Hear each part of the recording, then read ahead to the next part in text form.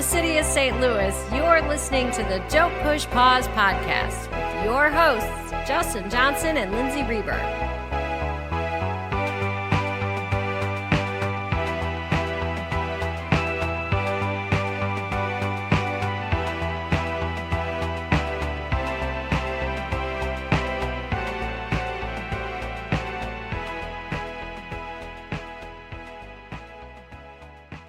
Welcome to the podcast. Welcome back, Justin, and hello everyone to this ultra special 4K edition anniversary episode. Yeah, it's our 6-year anniversary as well as the 30th anniversary of Speed, which is a movie that I'm so happy that we're doing. I think this is like the most fun I've had with one of the movies that we've had to kind of like dig into and just watch. I've watched this thing like 5 times in the last month. And I'm really excited that we're celebrating 6 years of the podcast. I just wanted to take a moment to say thank you so much for everybody that's been on board since we started, all our new listeners, everyone that's been following along, not just in the U.S., but worldwide. Yeah, Weird. so many different countries, and even in the U.S., like I think we've been downloaded in like something like 43 states. It's crazy to me. I don't know how people are finding the podcast, but it's what keeps us going.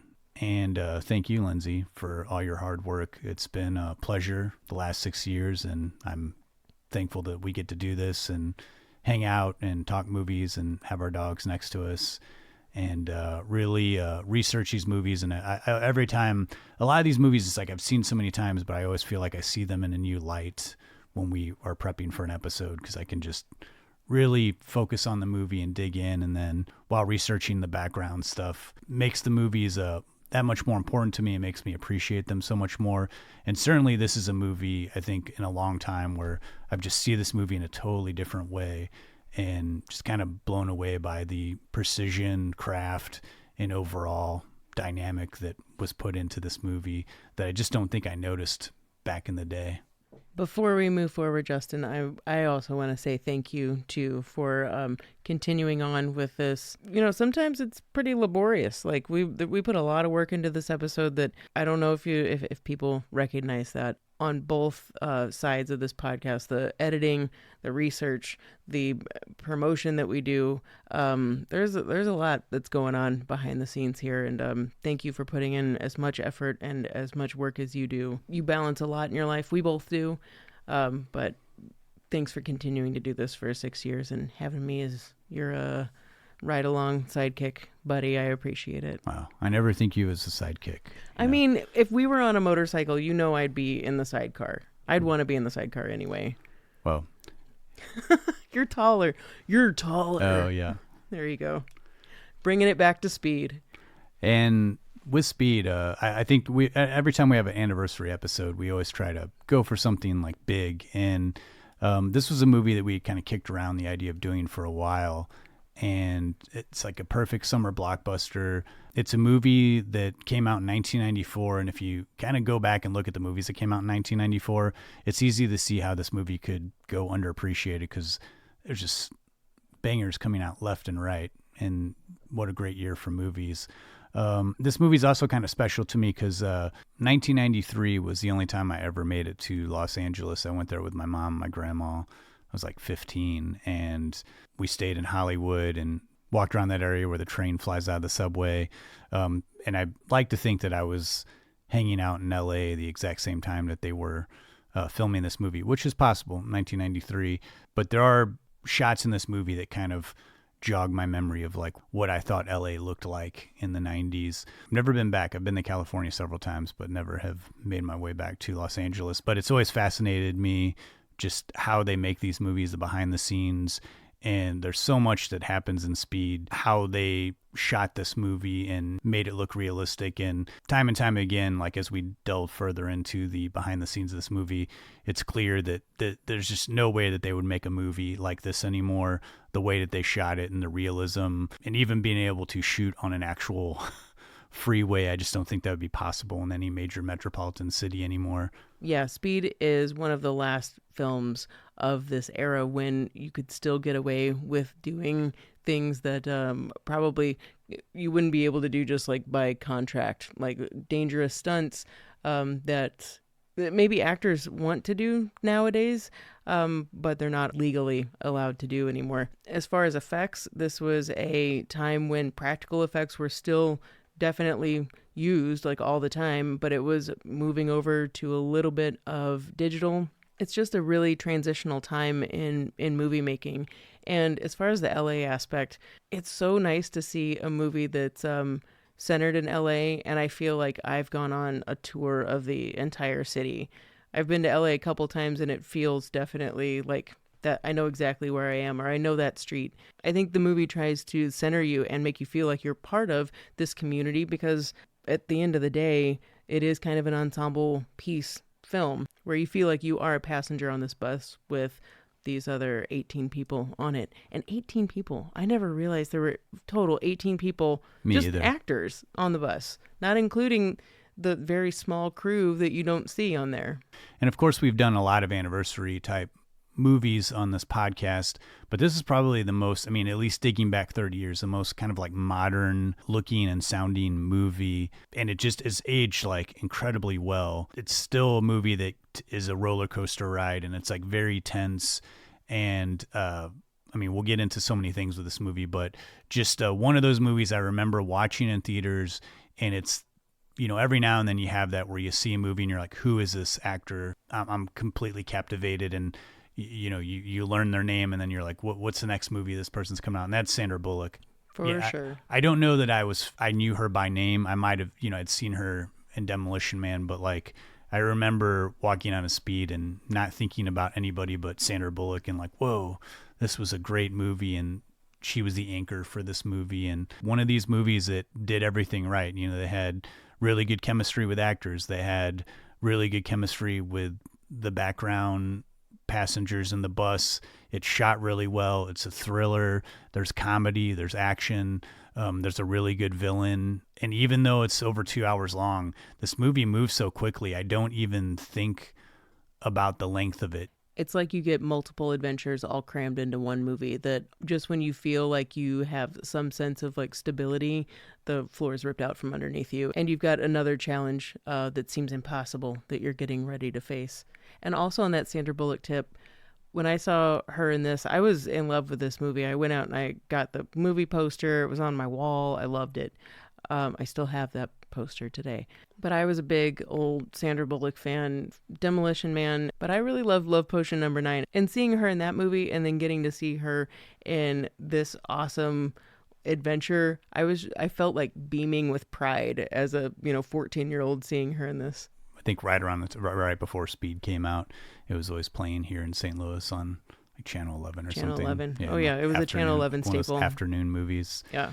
But so there's so much to talk about with Speed. We're definitely going to talk about first-time director Jan de Bont, who was a really kind of legendary cinematographer, shot Die Hard and so many other really well-known movies. But his first time in the director's chair, and sort of a lot of the technical aspects of this. We usually don't delve into that too heavily, but there is quite a bit to talk about with Speed, as well as the casting process, how this movie was really kind of built for like a modestly budgeted movie that they thought, oh, you know, it's going to be okay. And then it really kind of dominated the box office and became one of the biggest hits of 1994. And this to me is like the absolute perfection in popcorn flick. You know, you don't have to think a whole lot. It has the right amount of action. There's not a ton of gore. There's nothing overtly offensive. It's a thrill ride that just, it seems like anybody can enjoy. Yeah, I can't wait to dig into this one. I was also surprised that, like you're saying, this is a straightforward popcorn, like just nothing but entertainment film. I was very surprised to learn how many cooks were in the kitchen to eventually come out with what we see on screen. So we'll dig into all of this and so much more in just a second. And after our discussion on Speed, we'll of course get into our picks of the week. I went for a deep cut on this one. I went with a Dennis Hopper directed film from 1980 called Out of the Blue.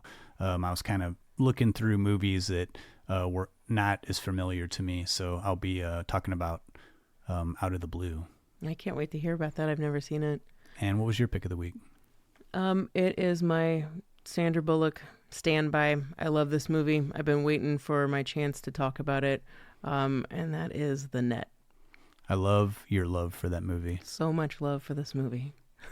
As dated as it is, I love it so hard. It's just funny because it's like back to back with this movie that has aged really well, and The Net, there's just so much in it that hasn't aged with the time. Not in like an offensive way, more of just like technology. Yeah.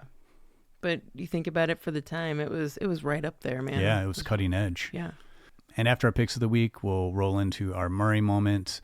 But before we go to our first clip from Speed, Lindsay, man, this is one of those elevator pitch type movies where you can say what the movie is in one sentence, but could you give us your interpretation of what this movie is about? It was hard to not go that route, but because if you haven't seen Speed, you're one of the very few. I would say a lot of people either know what it's about or you're below a certain age, maybe. After Los Angeles police officers Jack and Harry foil a bombing plot involving hostages, they consider this an isolated incident.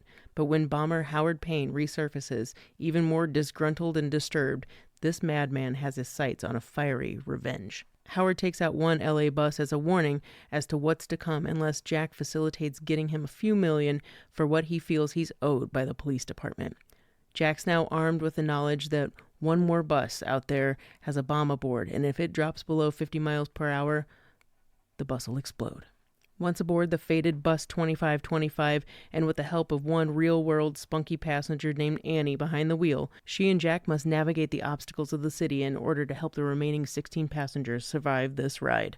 With the bomber one step ahead and no certain exit strategy, the only thing Jack and Annie can do is keep the bus above 50 and pray the hunt for this mad bomber does not end in their demise. That was an exciting read. Thanks for that. You're welcome. Well, let's go to our first clip from Speed, and then we'll get right into it. All right.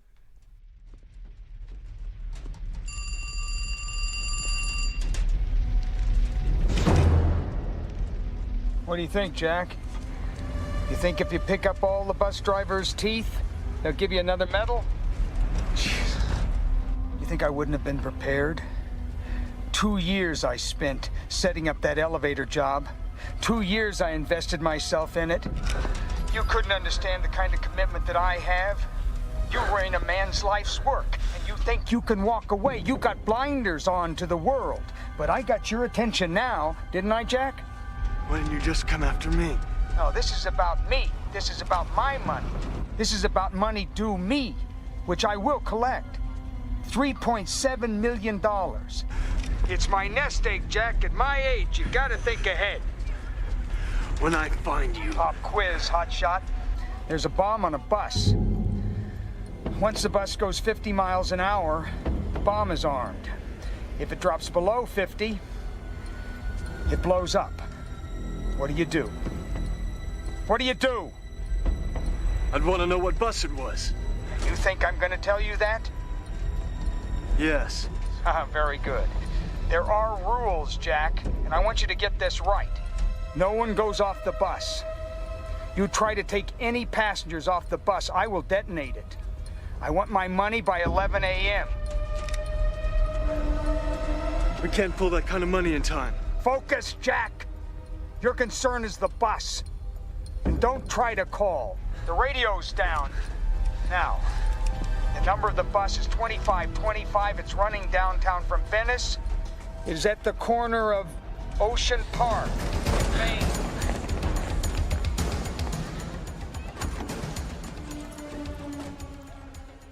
So I know you mentioned this off the mic, how you were surprised at how many kind of script revisions and different hands the script passed through. I'm right there with you. I mean, for an action movie, you just don't see that a lot of writing would go into it because generally it's like more about the action, not so much about the, screenplay and the dialogue. And that's where I think this movie excelled too, because in the early 90s, we had Die Hard came out in the late 80s, and then, we had the Lethal Weapon movies. But by the time, 92, it almost kind of exhausted the idea of, the madman is causing destruction on something and the hero has to come and knock the madman out.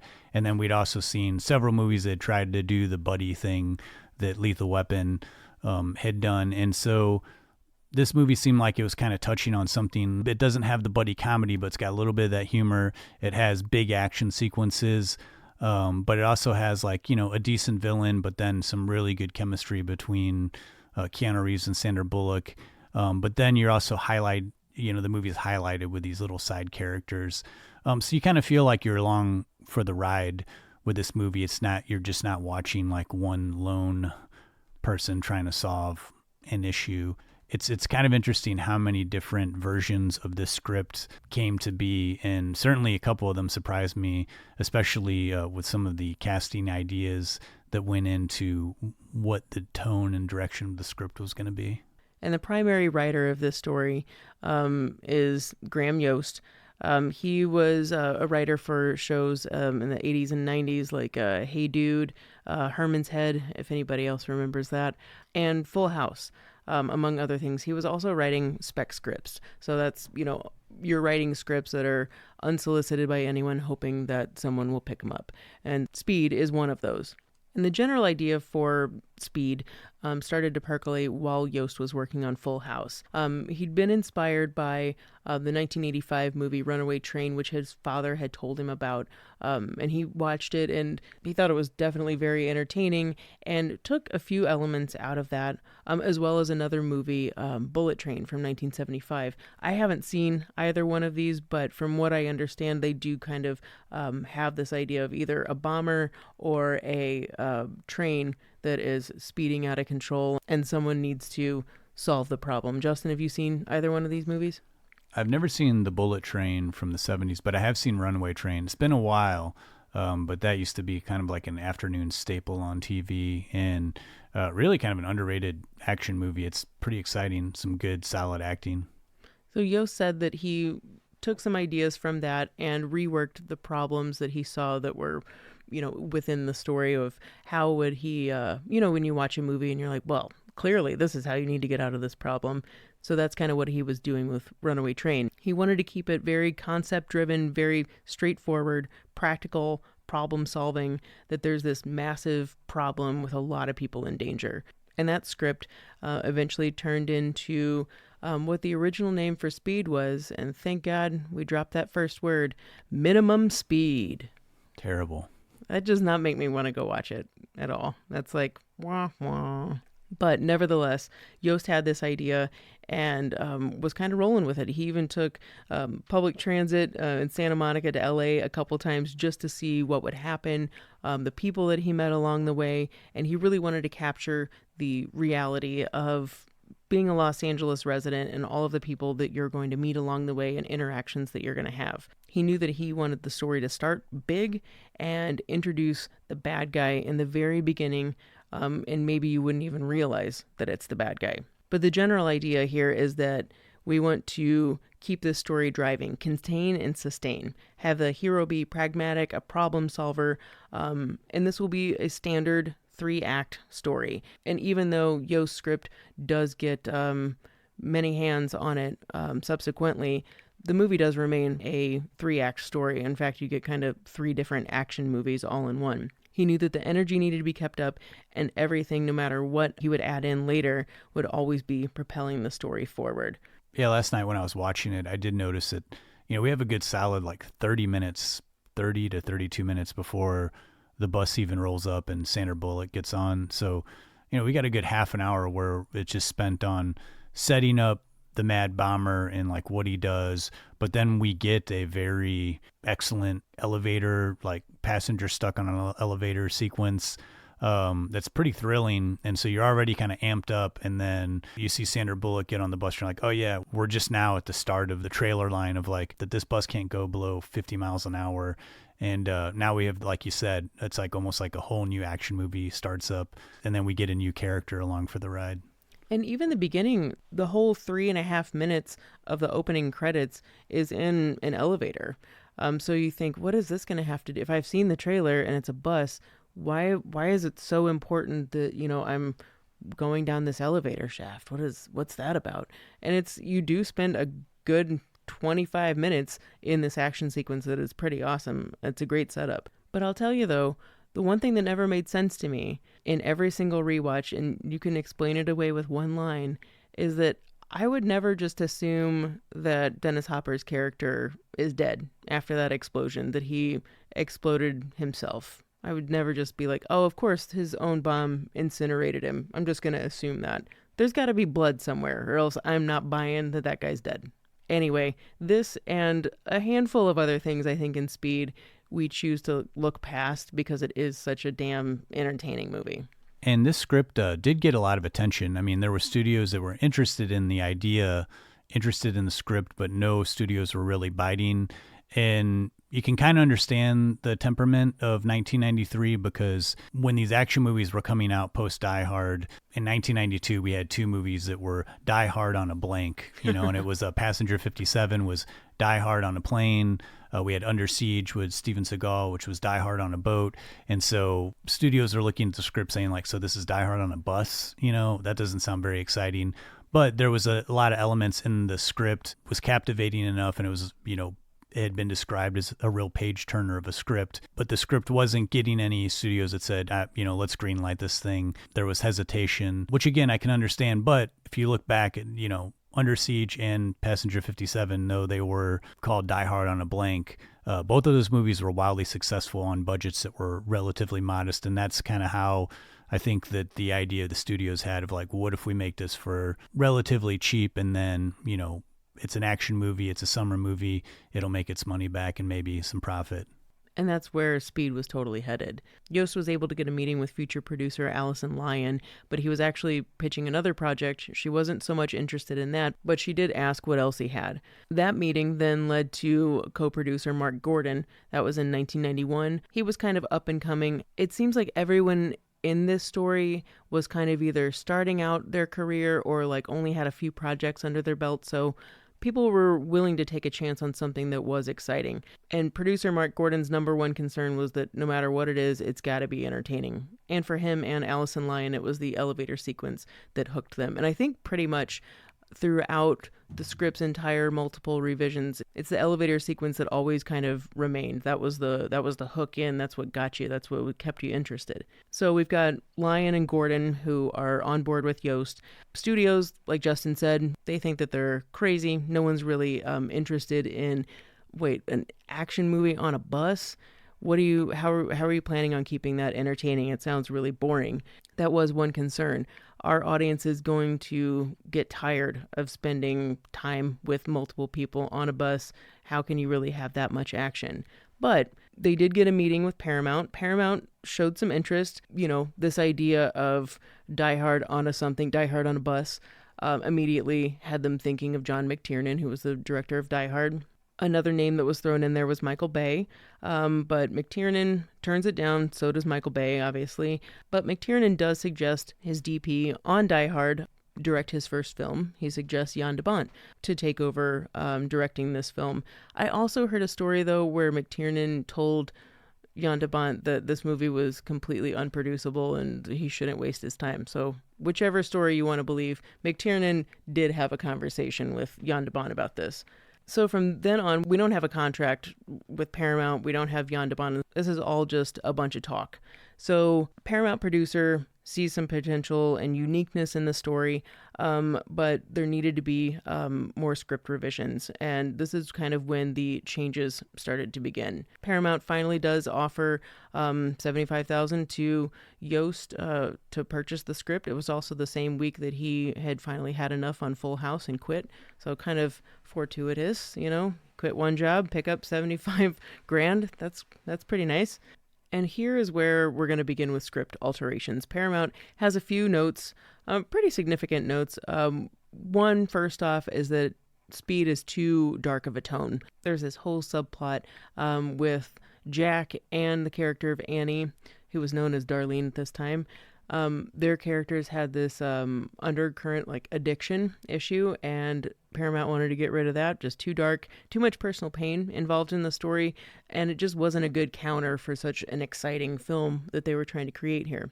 There were also Some changes to the action. They felt like the bus was overstaying its welcome, and perhaps let's introduce another mode of transportation. And the subway sequence was not in the original script, so this is where that started to come from. Further development and changes keep on going, but a year into developing Speed, Paramount puts the movie into turnaround, which means the company decides, for whatever reason, that they're just done with this project. So, sorry, we're not taking your money away or anything, but we're just kind of over this and thought maybe this movie was going to be too goofy, silly, potentially too expensive, and the Paramount execs at the time just thought it wasn't going to work. Producer Don Granger was not going to let it go down without a fight, learning that his last-ditch effort to get this movie made was pitching it as Beverly Hills Cop 3, which is absolutely funny to me, especially considering Beverly Hills Cop 3 and Speed would later be in the theater at the same time together. Paramount officially relinquishes Speed. They no longer own the project, and a lot of movies entered turnaround that turned into big successes. I think Forrest Gump was one of them. Home Alone was another one, E.T. It's not an unknown thing to happen for studios, but certainly a letdown for those involved. The only other studio that was sniffing around was Fox. Fox at the time in the early 90s didn't have a lot of hits under their belt. They were kind of a fledgling company, which is certainly not how they are today. So the producers, Yost, they keep trying to sell the script. They start getting in talks with Fox. And it's also at this time when Sherry Lansing, kind of a legend in the industry, she takes over at Paramount and is going through potential scripts to go into development. And somehow Speed was still in the stack of scripts that Paramount owned. She sees this, reads it, and out of this stack, that's the only one that she chooses. And then is absolutely pissed off that Paramount no longer owns it. Paramount tries to get the project back, throwing boatloads of money at Mark Gordon and is doing anything that they can to get it back. They've got Fox still sniffing around, and Gordon decides to not pursue Paramount, which is a pretty ballsy move. I mean, you've got somebody that's willing to even give you more money just to get the project back, but decides to not go with it. And Sherry Lansing decides to implement this new policy because she was really irritated by what happened with Speed, that any project moving forward that gets put into turnaround, that they decide that they don't want to do a script, that Paramount still has the option to partner with whatever studio picks up the project. So if we make a mistake, we still want to have our hands in the pie a little bit if it does well, at our discretion. So in late 1992, junior exec Jorge Saralegui is really trying to pitch this project, and Fox is, like I said, not doing so well. They need something that is going to bring money to the company. I mean, at this point, I don't want to say they're going bankrupt or anything, but they didn't have a lot going for them. So eventually, they do give Speed $15 million in order to get this project going. But this would be contingent on more rewrites and needing to even further simplify the story. And $15 million, it does not seem like that big of a budget for what considerably is going to be a fairly decent-sized action movie. But it kind of gives you an idea of what prospect the studio had for this movie Speed. They weren't really looking at it as this prestigious action film. Talking about simplifying the script, they wanted to change things up a little bit. The original villain was not this Dennis Hopper madman bomber character. Harry, played by Jeff Daniels, was the original villain. That idea had kind of been done a lot up to that point. So they wanted to kind of make things more streamlined. Also, one of the top casting choices at this point in time was Charlie Sheen. And whatever you think about Charlie Sheen, in the early 90s, he was kind of leaning more toward these just above straight-to-video action movies. Comedies. Yeah, or comedies. But he had done The Chase, which is, a B-movie car chase movie. He had done this movie called Above the Law, which is motorcycle gang type movie. I think I've seen a little bit of it. It's pretty rough. And, he'd done Navy SEALs. So he'd done these movies that you just get the idea of what the studio's looking at. We're this is going to be a modestly budgeted movie with Charlie Sheen. Maybe we'll make our money back or a little bit more. And like you had said earlier, the script had gone through multiple hands. They had changed the tone of the movie a little bit. At one point in time, you were saying it was a much more serious tone of a movie. They had the idea of casting Halle Berry as a ambulance driver who's recovering alcoholic, and she would end up being the bus driver. And it seemed like the studio was really gung-ho about that. And Halle Berry passed on the movie. I listened to one interview where I guess her agent said that she was still like 5 or 6 years after that decision was made, was kicking herself for not taking the role in Speed. And once that idea kind of went to the wayside, they couldn't get Halle Berry. There was another idea to inject more humor into the movie, and the script went through another rewrite. And then the idea was to have a female comedian be the bus driver. One of the female comedians at the time that was hot was Ellen DeGeneres. So she was potentially up for being the bus driver. Man, what a different movie that would have been if you'd have had a Charlie Sheen and Ellen DeGeneres. That idea went out the window too, but they did decide to keep some of the humor elements in the movie. But ultimately, the big decision at the moment with the movie, since it had been greenlit, was they needed to solidify a director.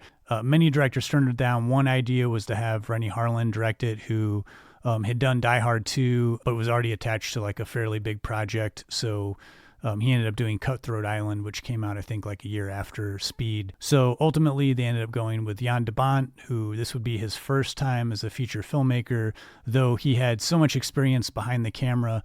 And he ended up being actually like a really great choice because there was so much technical troubleshooting on this movie. And it was like there were so many action set pieces. They were shooting in such a confined space on this bus, but they had to keep it interesting and exciting. He knew how to do all that because he had been shooting action movies and had so much experience behind the camera. So he was able to get in, and they were able to move actually a little bit quicker because, he kind of knew his way around shooting these kind of scenes and how to keep the action exciting, and also how to keep the action visually coherent so that, there's all this stuff going on screen that's moving really fast, but we still have the audience still is aware of like space and time and how things are situated. I know that as we move on further into the 90s, you had directors that weren't as sophisticated with those kind of scenes. And so later on, you'd have these action movies where there's so much crap going on. You're just like, I don't even know what's happening. Like, I've just watched 5 minutes of an action sequence and I don't even know, like,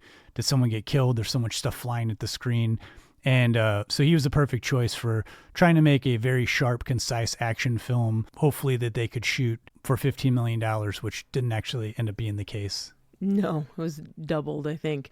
What's funny, though, is that for someone who wasn't a director, but he had, learned every facet of filmmaking throughout all of his years working in movies, he wasn't known for knowing how to sell a movie, and Speed made him really excited. He immediately saw the visual components and saw so many things that he could do with this film. Of course, being a cinematographer, that's what's going to happen.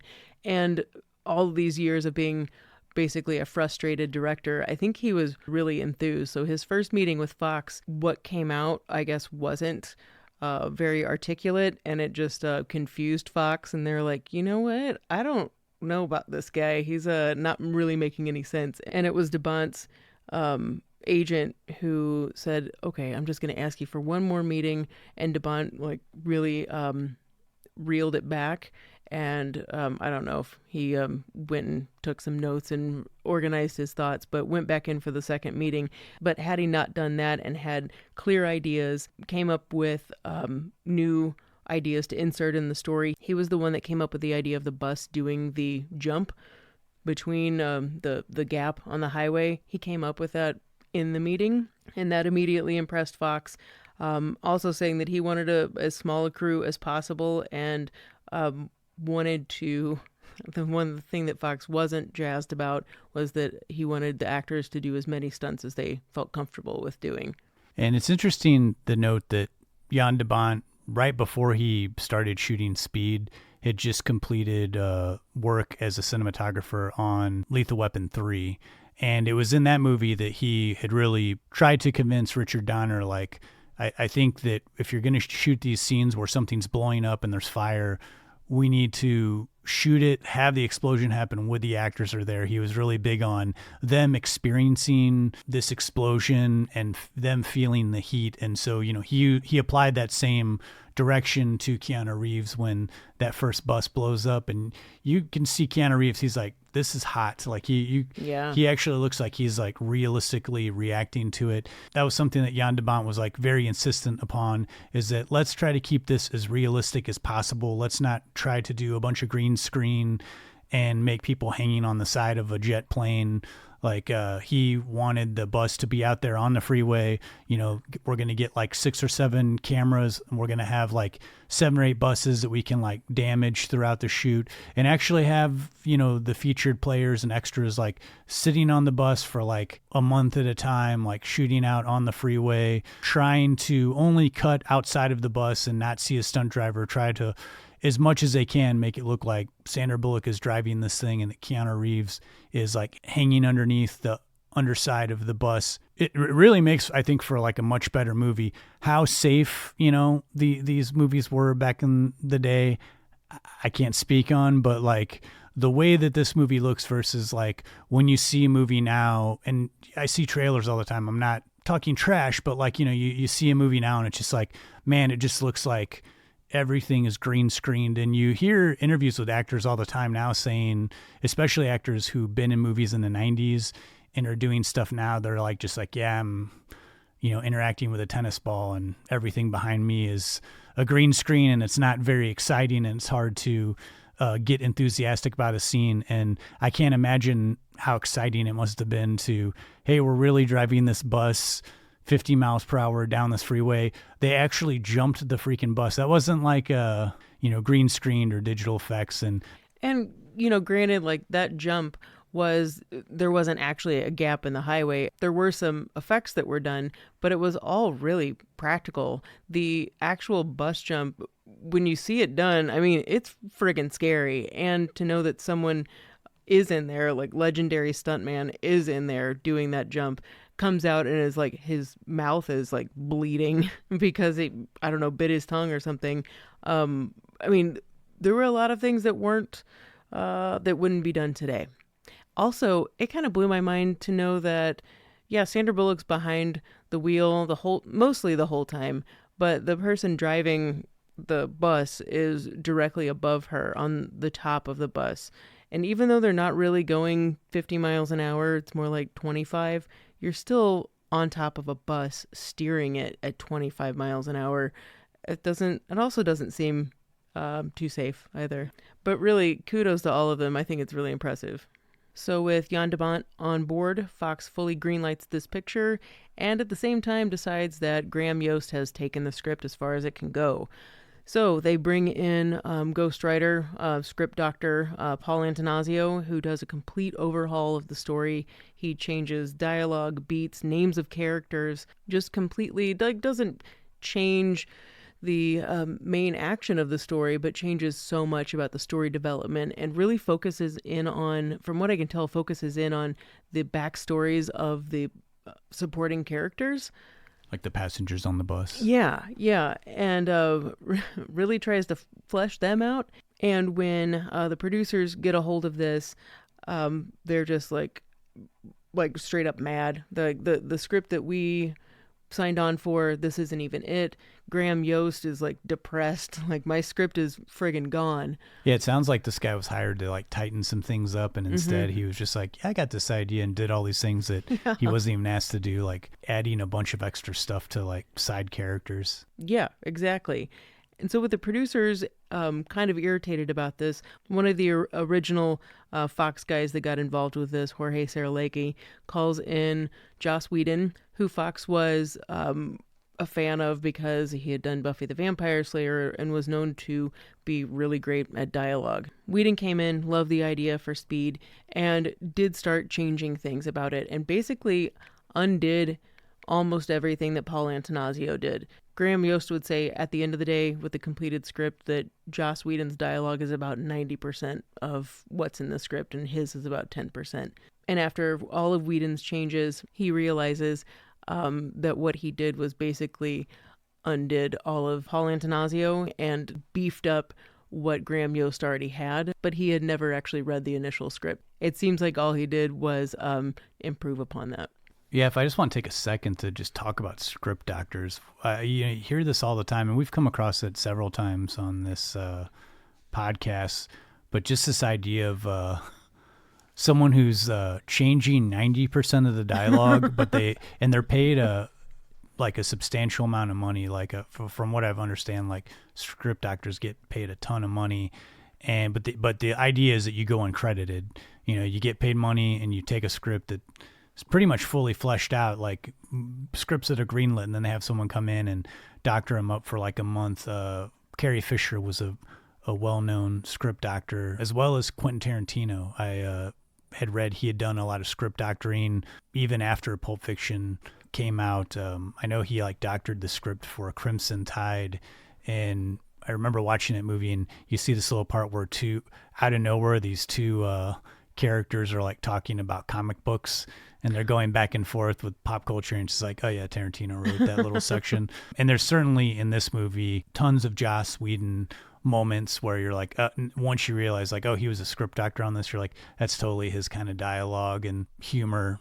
I don't think he realized he wasn't going to get credit for it, not even an additional dialogue credit, because Paul Antanasio was cool with getting paid a boatload of money, and whether his work made it to the finish line or not, it didn't matter. But Whedon was kind of irritated that he didn't at least get some credit, especially considering, like you said, his dialogue is all over this. As a Buffy fan, as soon as I learned that, it was like a light bulb went off, and I'm like, oh yeah, I completely see him in this movie. And as mad as the studio was with the Paul Antanasio script, it's odd to me how many actors that were auditioning for Speed read that version of the script. Specifically, a lot of the passengers on the bus, because a lot of them signed on to Speed with the idea of oh, I've got this way more fleshed out secondary character, I've got backstory, and ultimately all that stuff got completely cut out of the Joss Whedon pass, which totally makes sense to me. There's already so much going on in this movie, having all this backstory of characters that are passengers on this bus that we don't need extra. I think that there's enough there where you get this sense of this communal fear going on as the group is all stuck in the same situation. But I think it makes sense to keep the main focus on the two stars of the film and have their interactions be what is in front of the audience, and then the background stuff just be supporting it, not playing a big role in it like the Antanasio script did. One beautiful thing about having a cinematographer as your director, even though all of those backstories got kicked to the curb, I think Jan de Bont does a wonderful job of making all of the bus passengers and even the folks in the elevator, everybody has kind of an up-close moment. Everybody has their emotional scene, multiple emotional scenes, especially on the bus. So I've never really felt like everyone on the bus was an extra. They were always there. They were in literally every scene, reacting, and they were important to the overall story. Yeah, I feel like Jan de Bont, this is going to be a weird comparison, but Jan de Bont seems to handle secondary characters in the background similar to how the Coen brothers do. They zero in on something that's interesting. They don't make them a big part of the scene. Sometimes the Coen brothers do. They go a little bit further. But just this idea of we can frame a secondary character, a background character that looks interesting, or if they have one line, and instead of just making this sort of generic throwaway thing that doesn't matter in the movie. Well, it seems like a good place to take a quick break. We'll go to another scene from Speed. When we come back, we'll talk about the casting process, the actors, while working in some of these crazy set action pieces and stunt work, a lot of which were done by Keanu Reeves himself. I'll be damned. You go to the University of Arizona? Yeah, so? Good football team. Yeah, I guess so. I don't really know. Arizona Wildcats. Right? He can see you. What? He can see you. See Just me? keep looking straight ahead. He called you a Wildcat before I didn't even pick up on him. The boss has got a camera right in your face. He can see the whole bus. He's been playing me from minute one. Yeah, well, he can see me, but can he hear me? Doesn't look like he's just watching. So I know we'll be kind of jumping around a bit here when we're talking about the cast. We'll get into some more production stuff.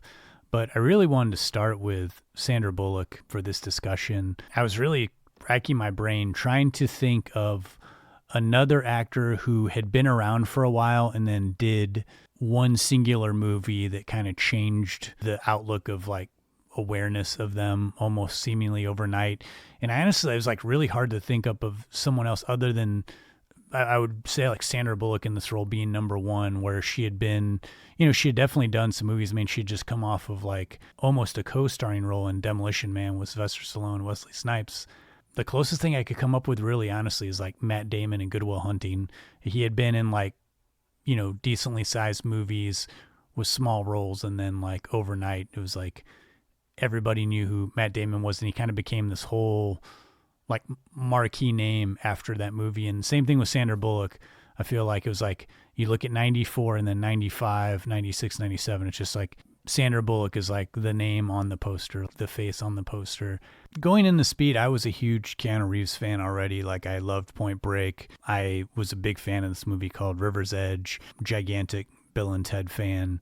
Speed came out, but the one thing I remember walking out of Speed was, who is Sandra Bullock? I mean, she just took over the movie, and it was one of those few times of like walking out of a movie where, you're just like, I'm aware of this person now. Like, I want to find out what movies was she in before this, and then you're like waiting for the next movie. There was a movie called A Thing Called Love that I'd seen like on VHS, but mainly to me that was like this River Phoenix movie. I don't even know at the time if I'd remembered like, oh, this is Sandra Bullock, because she was like a secondary character. But yeah, coming out of Speed, it was like I'm full on a Sandra Bullock fan, and pretty much like saw just about every single movie that she had put out in the 90s, like went to see it in the theaters. And even though some of the movies were more geared toward not, my kind of movie, like While You Were Sleeping or something, I still enjoyed all those movies. She just always has this like very charming quality about her, and just like so warm and natural. And I think she's one of those actors too that has like always kind of stuck to that, almost in a very Tom Hanks sort of way. It's just like I have this particular realm in which I can work solidly in, and people love and people respond to it, and I'm just going to kind of like stick to that throughout my career. And she's done some different roles here and there, but I think overall like that's where she excels the most. And in this movie especially, though, it's just such a force. Like you just immediately fall in love with her in this character, and it just makes the movie feel more grounded. And it also makes it feel much more different than other action movies that had come out before, because the way that she becomes the central hero in this movie isn't like laid out in the beginning. Like I said earlier, she doesn't even enter frame till 30 minutes into the movie. And when she first starts in this movie, you don't expect her to even become the driver. It's like, her name's on the marquee or whatever, and she gets on the bus and they're really focusing on her. But it's like almost immediately within 20 minutes, you're like, yep, I love this person. I love that she's taking, that she's handling this bus. And she's also the person who's like keeping the Keanu Reeves character grounded, and keeping his temperament, solid, so that the other people on the bus don't freak out. And she kind of becomes really the leader. I mean, I know Keanu Reeves is like kind of ordering people around, but like she's the person that you hope doesn't get injured in this whole situation. And it's funny that Fox wanted a really big name female actor to be the marquee name for this, so they could have a little bit cheaper of a male hero for this, when what they ended up with is Keanu Reeves, which is incredible, but they ended up making Sandra Bullock a household name after this film. We already said that big names like Halle Berry and Ellen DeGeneres, they were considered for this part. Even people like Jennifer Grey was up for this role too. But Jan de Bont wanted absolutely no one that was a big name star for this role. It had to be someone that you believed could be the heroine. Someone that you didn't look at them and automatically associate them with something that you've seen before. And it was Jan de Bont and the casting director that went to bat for Sandra Bullock. Well, let's just call her Sandy. I mean, honestly, everybody calls her Sandy. So it is those two that really went to bat for good old Sandy.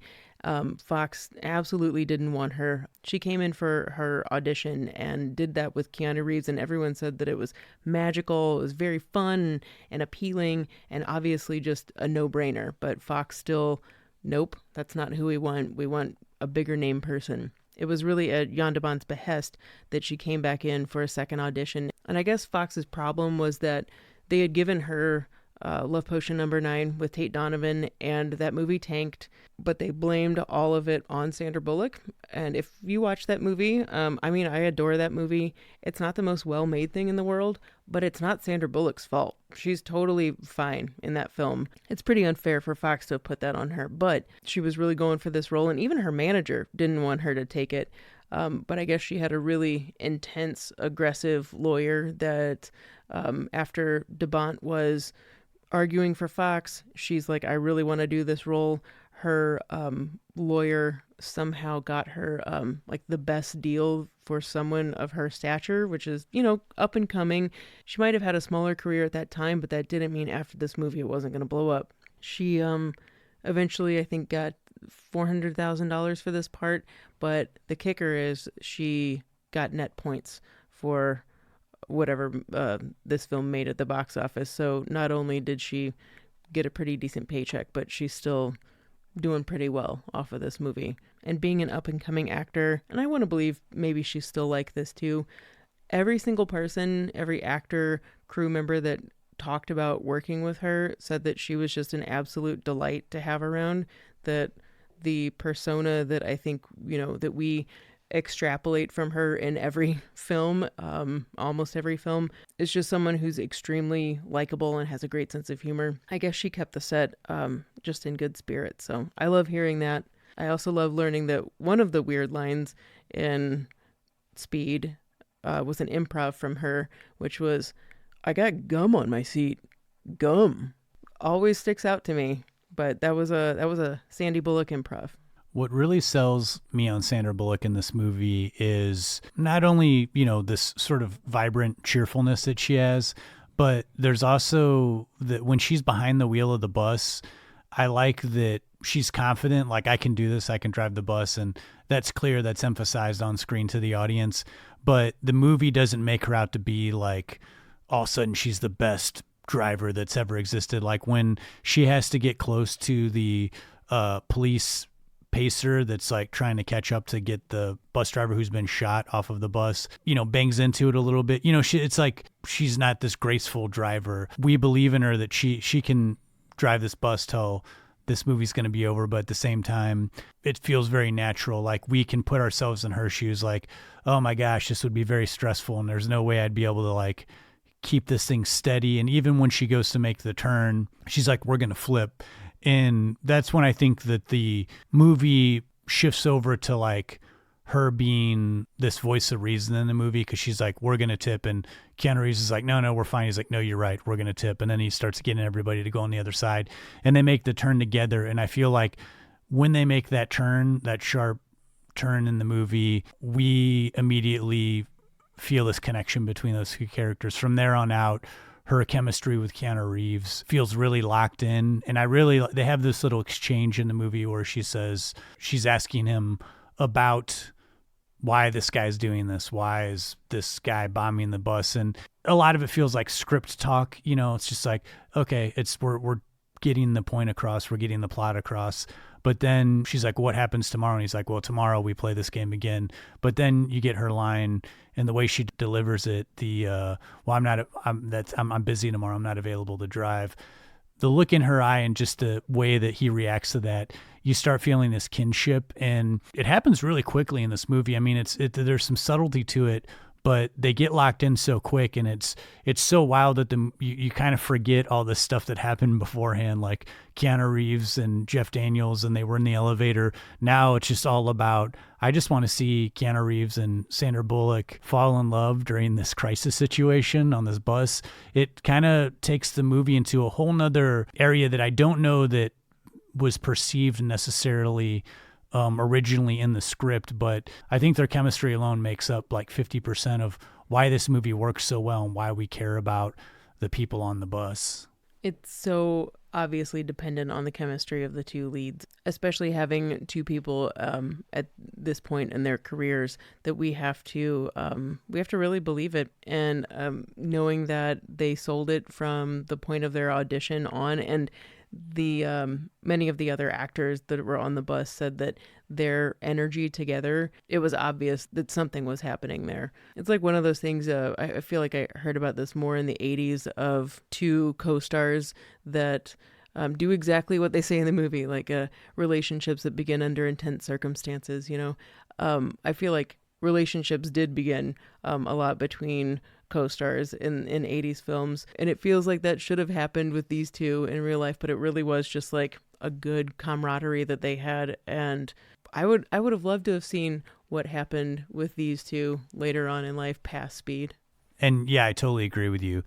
And I read somewhere it's like, oh, they kind of had crushes on each other or something, but it didn't you did? materialize. You read that? Okay. Yeah. But going into Keanu Reeves here, so much has been written about Keanu Reeves, and this guy's had like 5 career, not comebacks, but like different levels of his career. It's like right now, currently, when people see Keanu Reeves, they just refer to him as John Wick. And there's this whole part of his career right now that like I'm aware of, but I'm not a fan of that. I saw the first John Wick, but so you can say I'm You're not a true fan, man. But just like, and I'll get there eventually, but like I'm a fan of this Keanu Reeves, and he's established this like long reputation of kind of challenging himself with like doing stunts and like taking risks with movies, always working with top-notch directors, but also he's established this relationship as being like a gentleman, very good to cast and crew, very respectful to women, and whether it be his partner or whether it be his co-stars, and really taking the challenge of like doing stunts on his own, pushing himself, and very much I think the same way that we see Tom Cruise out there doing it. But it almost seems wild. It's like Tom Cruise, his persona is all about like, I'm doing the stunts and let's make a short film about how I do all my stunts. And Keanu Reeves, it's like he's never really like pushing that agenda. He's just, it's just like you're like, oh, he did all the stunts in this movie, or almost all of them. And he's never really like a guy that talks about that part of his job. He's like very humble about all this stuff. And then also too, like I gotta love Keanu Reeves because, especially with this podcast, we're both been in bands and love playing music, and Keanu Reeves keeping it real as a bass player since the 90s. Last year I went and saw Keanu Reeves Dog Star band play here in St. Louis, and even the way he plays in his band, 90% of the people were there to see Keanu Reeves. Obviously, I was there more for Keanu Reeves than the music, but he plays the bass. He doesn't say anything. He lets his bandmates take the center of the stage. And it just seems like all around, like somebody who is a very rare person in Hollywood. It's kind of wild because like when we were researching Speed, the first thing everybody says is like, yeah, no one ever pictured Keanu Reeves as like an action star or whatever. It was almost like dismissing Point Break, which had come out a couple years prior. And I consider that an action movie, and I actually consider him to be a big part of why that movie works and why it's... And also he plays like an FBI agent. I just didn't seem like a big leap for him to play Yeah, I agree. A SWAT type police officer in this film. The only thing I can say about Keanu Reeves and Speed, as much as I love Keanu Reeves, I don't think this is like one of his best performances. I think he like works solidly. He doesn't get the best lines in this movie. His character doesn't feel as well defined as some of the other characters in this movie. But I do remember when this movie came out, I had only known Keanu Reeves as like long hair and this persona of like, he's the cool guy with long hair, and he, plays music. And then this movie came out, and just seeing him with that short haircut, it was sort of a shock. And I know that Jan de Bont wanted him to do something with his hair, but when he showed up with that short of a haircut, it kind of just threw they were just like, are we going to have to like delay shooting? Like this looks terrible. And when I look at it now, it doesn't seem that strange, but I remember it being quite the shock in 1994 of like Keanu Reeves, like cutting all his like beautiful long hair off. Keanu did a lot of work on this. Not only, I think it's pretty awesome that he showed up with his head shaved without telling anyone in the first place. But he hit the gym pretty hard once he got cast in this role. I mean, he's not as built in Point Break as he is in this, right? No, and even this, think so. I think he's, to me, I like this kind of action star that's like, he's physically fit. He doesn't look like beyond what's obtainable. And, I think we have differing opinions on Keanu's performance in this. I think he's awesome. And I think also, to his credit, he did spend some time with police officers to get some research for this and changed a lot of his character based on that experience. So I got to believe that this, kind of military, very straightforward, no bullshit, barely a sense of humor, is what he got out of those guys. So I don't know. I think he did a great job in this. I mean, I know you weren't saying that he didn't, but the guy gets a lot of flack for his voice, and this is actually one that I feel like he's not being Keanu. He's very, very strict and stern with his voice. Yes. Are there a few lines that could be a little bit better? But I'm taller. Could be a little. We could have had a little bit better of a line there, but. And to his credit, I'm sure it was hard to shake the Bill and Ted vibe, because he does that so well, and that character is he had already done 2 movies, part of a franchise of a very specific character that so many people knew, and they knew that Bill and Ted voice. So it was hard not to see some bleed over into Speed. And DeBont really wanted somebody that could be technical as well as emotional, still strong, and have that good guy energy. And it's nice to see a cop that's portrayed in a movie that's not your renegade Mel Gibson, crazy guy that flies off the handle, or, conversely, the Danny Glover, I would say the Danny Glover character in this is Jeff Daniels. But he's just a straightforward, good, honest, probably a surfer. Actually, there was written into the script that we do see Jack's apartment at some point, and he's got surfboards and stuff like that around. So I think his personality was a little bit more written up. That was probably in the Paul Antanasio version, but I'm okay not seeing that. But it was really important to DeBont, whoever the lead was going to be, it was someone that could have true, real reactions. And I think we get that from Keanu. And I don't know if this is true, but legend has it that someone that worked at Fox, one of their children, was a fan of Keanu Reeves, and was the one that said, I don't know if it was Bill and Ted, that was why they suggested, but said Keanu Reeves should be in it. And for Jan DeBont, it was Parenthood. So once he saw that, he was like, I'm interested a little bit in this guy, that his kind of deep sensitivity was a little more complex and kind of a fresh take on what a hero could be. And I think that the character of Jack being as straightforward and no nonsense is a really good compliment to the Wildcat that he's driving with. And Justin, I don't know if you know or not, but when Jack and Annie escape the bus on that skateboard that is the bottom of the bus, not when they initially come out from under the bus, but when we see them skating across the tarmac of the airport and going through the orange cones, that really is Sandra Bullock and Keanu Reeves doing that. What I like about the stunt work in this with Keanu Reeves, and her doing that, and then also there's that scene where Keanu Reeves is lowering himself underneath the bus to try to work on the bomb, and then that it's a piece of rubber, something hits him, and then he's kind of starts sliding. They're really traveling with him underneath the bus. That's a really intense scene. And what I like about the stunts in this, aside from the bus doing the whole leaping over the gap, things feel relatively logical,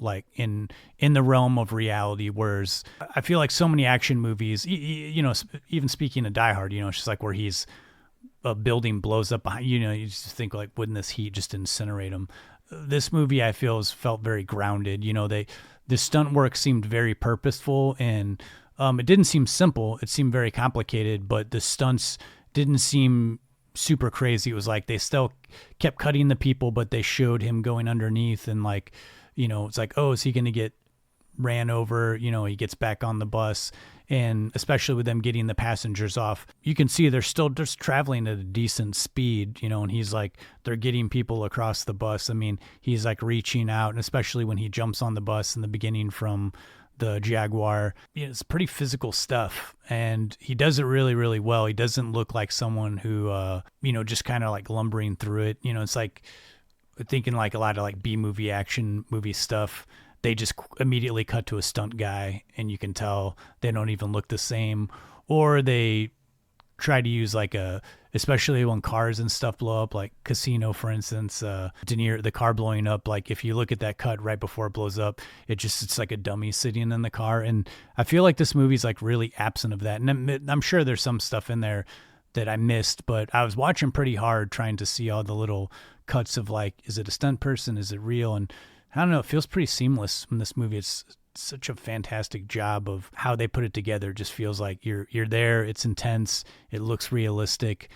And for the most part, Jan de Bont would prefer all of the actors to do as many of their stunts that they feel comfortable with, and has always said that he'll do them before any of the actors do it to show them that it's possible. I think save for like when Jack is under the bus, and the dolly goes out from underneath him because of the rubber that hits it. The stuff with the feet by the tire, that's not him. But that's also like, that needs to be a professional stuntman, because that you could die with that one. With that said, that's still a real person that's under the bus, and these are like really skilled stuntmen doing stuff like that still blows my mind. And I think you have to have some degree of insanity in order to be a stuntman, but it's pretty cool. And also, too, these explosions that they use in this movie, that stuff just is unheard of now. I mean, rightly so, like CGI fire has like come such a long way. So it seems wholly unnecessary to use the money to make a gigantic explosion. But all of the explosion in this movie, I almost feel like I can feel the heat coming off of it. It's like very, very realistic, and just kind of really looks like they're like, hey, we're going to blow this bus up for real. I think they had something like 11 or 12 different buses that they used throughout the movie. And the bus in and of itself is kind of cool looking. It's got that like vintagey, the color is like the aqua blue and the chrome. And it doesn't look like a boring, the bus itself, it looks authentic. It doesn't look boring, but it really stands out, which makes sense because we're seeing this thing nonstop. We're seeing the outside, we're seeing the inside.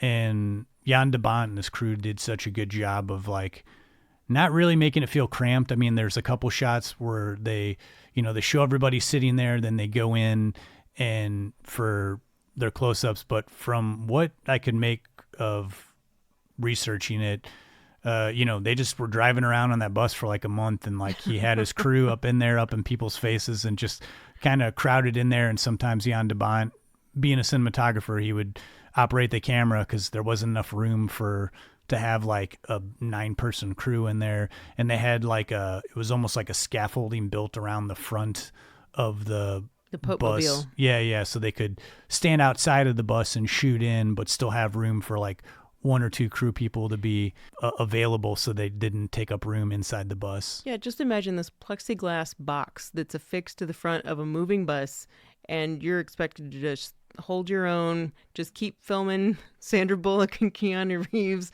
close up. That's your goal.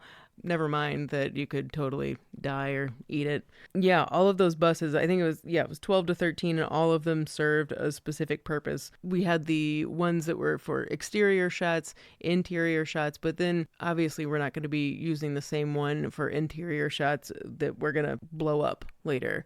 And even the train at the end of the movie, after the miniatures and everything that we see of the train crash, the train that comes out and busts out onto Hollywood Boulevard, that's actually a bus. That's one of their buses. I love learning that too. I would have had no idea. I think like there were times when I was watching this movie, like, do we need this whole like extra ending?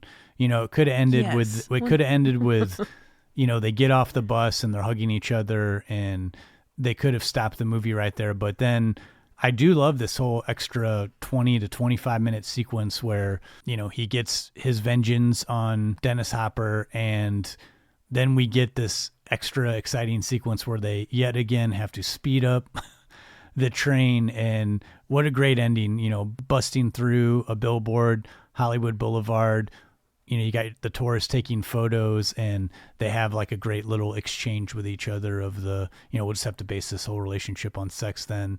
And to me, it's like that big classic Hollywood ending where, you got the song comes in, the credits, and you see, this big collision that's happened. You got the cops coming and the fire department. It's like this big mess of a scene. Feels very appropriate to end the movie that way, and very classic in a way, but it totally works. And again, it comes down to the chemistry between Keanu and Sandra Bullock. It's just like, if one of them would have not made it, if Sandra Bullock would have like died, Oh man, it's just like, oh, what no. You need them to embrace at the end of this movie, and it's like, know that they're in a relationship after all this that they've experienced together. One massive fortunate thing for this entire production was, in order to do all of these stunts and have all of these explosions, is that they had a whole stretch of highway, the 105, and part of LAX to work with that weren't in service, that weren't in use. And I can't imagine where else you would have been able to shoot this movie if you didn't have something like that. Well, I think a lot of directors probably would have chosen to do green screen, and that's probably how Speed would be shot now. But if you hadn't had I think it was like an 8-mile stretch that they had in order to film on the highway, if you hadn't had that and been able to have enough room and go back and forth for as many hours as it's going to take for 6 weeks to get it, you would have to go outside of LA easily to another state, which would have been so much more to the budget. It would have just been a logistical nightmare. And originally in Graham Yost's first script, where the bus is supposed to have its final climax is around Dodger Stadium. They're supposed to circle that.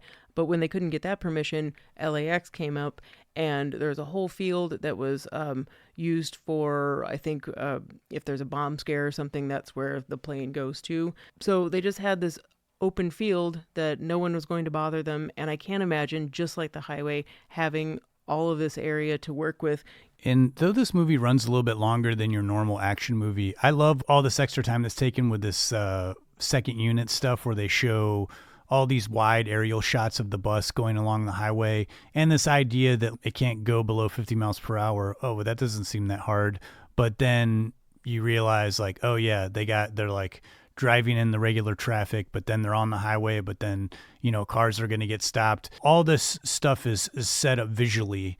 Of course they're saying it in the movie, but like, you're actually seeing, news camera footage. You're seeing the footage of the cops following them when they're trying to give a path to Keanu Reeves' character. Like, they're trying to route the traffic away so that the bus can get on the clear highway. And then, yes, when they get to the airport, all this stuff feels like very logical to the script. But I always feel like the way that it's shot is like, we're really aware of the space and time and where the bus is at and the geography of like the movie. It feels just like purposeful and well done versus just always being inside the bus. I like all these shots that are like outside the bus, and like we see where they're going.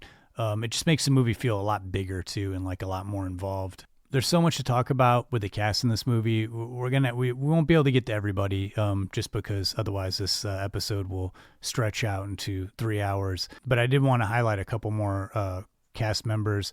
Jeff Daniels, who is Keanu Reeves' partner in this. We see a lot of him in the beginning of the movie, and then he isn't on the bus with Keanu, and then ultimately ends up dying like in the middle of the movie, which was kind of surprising, really, because Jeff Daniels was a very familiar face. I mean, I knew that he was Jeff Daniels, and it was a very surprise to see someone who was solidly worked into the script and into the movie die. And so that was also like another little punch that this movie had, is that you're like, whoa, they killed off like a pretty big name in the movie. Like, that was unexpected, kind of really upped the stakes. You can thank Joss Whedon for that one. He thought that even with the rewrites, Harry died even earlier, but that you get so emotionally invested in Keanu's best friend, but to kill him off, a little over halfway through the movie, you're like, oh man, that was his lifeline. How's he going to get out of this one? I still think, though, Harry could have dove out that window. He had 4 beats of looking at that. He could have at least saved the front half of his body diving out a window. And Jeff Daniels from interviews that I listened to, it sounded like he was in a real slump. I guess even though he acted in Hollywood movies, he tried to just stay in Michigan as much as he could and would just fly in to do auditions. And upon reading the script, he didn't want to do the movie because he died originally. I think in one version of the script, he died in the opening scene, and he was like, well, I'm not going to, do this movie where I die. And then, but he was so hard, he needed a job so badly. He said, once they bumped it to oh, you don't die till 60 pages into the movie. He's like, okay, then I'll do it. And I like Jeff Daniel interviews because he sounds kind of like a little bit of a grouchy guy who's been doing acting for a really long time, but he also seems like very real about stuff. He gives the movie a more genuine feel. Like, it's good that Keanu Reeves has a partner that's also not this jacked up macho man type guy.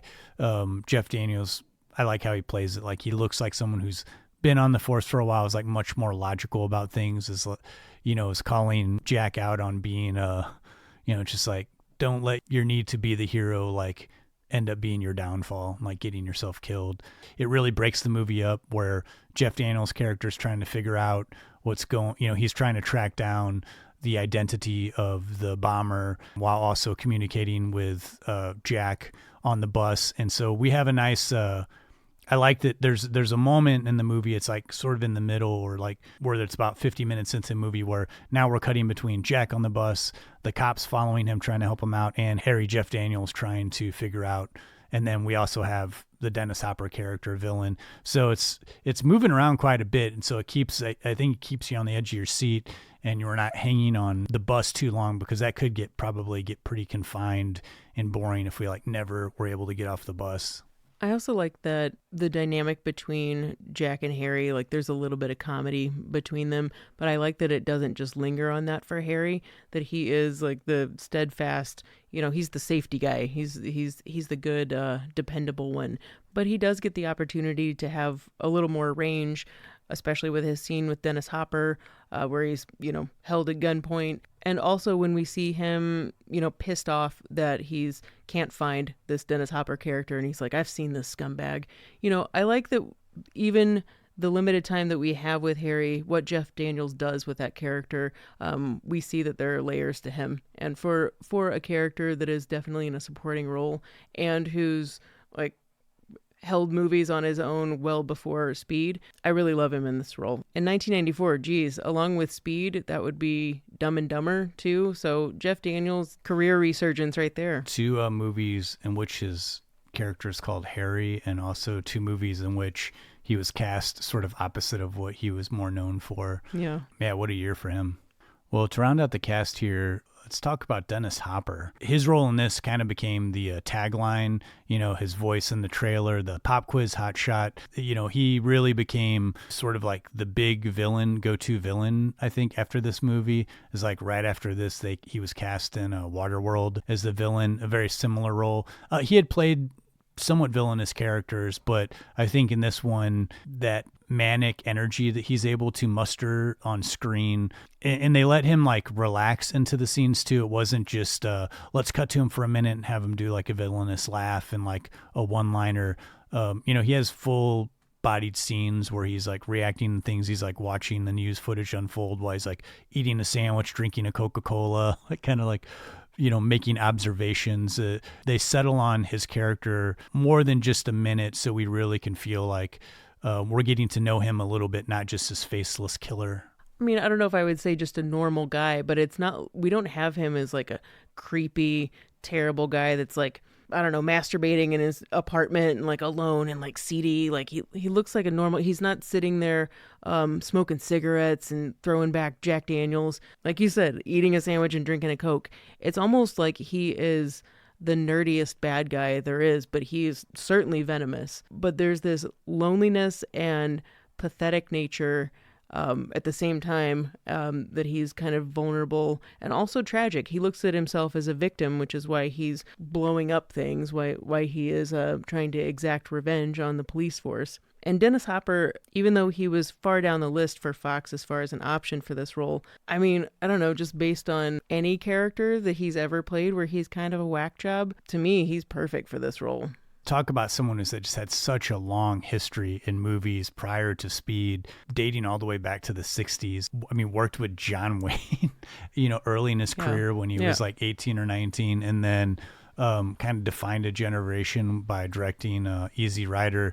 He was an artist, a photographer, just the kind of personality you wouldn't expect take a gigantic movie role like this.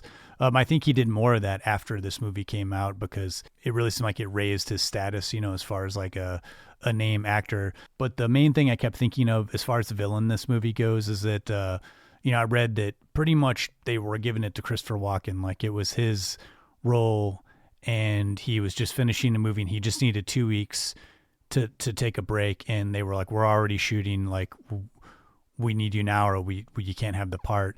And so Dennis Hopper was just like, could start today. So they like had him come in, and I can totally see this movie with Christopher Walken. I think he totally would have been fine. Christopher Walken almost has like a villainous type vibe and voice and everything. And he had done so much of that already. I kind of like this take with Dennis Hopper. He just seems like sort of this loose cannon type character. And, I also kind of like this little, I don't know if it was purposeful or if it just happened to be a coincidence, but Dennis Hopper and Keanu Reeves never were in the same scene, but they were in a movie I really like from the early 80s called River's Edge. And in that movie, Hopper plays a similar squirrely character that has possibly killed somebody or would not have a problem killing somebody. And in that movie, he's got this mannequin. He's like in this room and he's got like a mannequin and other like strange artifacts. And in this movie, Speed, they cut in the background. You see like a mannequin. It kind of looks like it has like a Christmas hat on and some other weird stuff in the room. They're like very similar. I just wonder if I don't see Jan de Bont being like this big, hey, I was a big fan of River's Edge, but I'm going to do a throwback. I just wonder if that was something that was a coincidence, but who knows? I don't know. Now that you say that, I totally know what you're talking about. I haven't heard anybody bring that up in talking about this.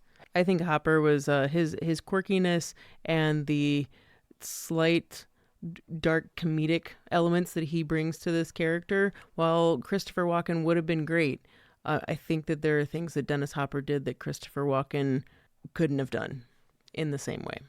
We should probably end it there on cast. I feel bad. Like there's we could do another hour on all the passenger character actors on the bus, Joe Morton, in the police side of things. We should go to another clip. We'll come back. We'll briefly talk about the release and reception of Speed and move on to our picks of the week.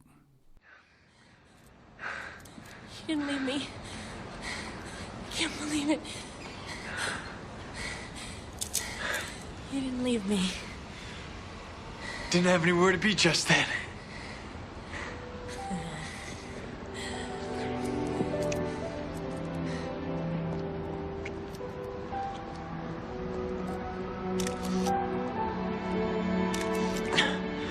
I have to warn you. I've heard relationships based on intense experiences never work. Okay. We'll have to base it on sex then. Whatever you say, man.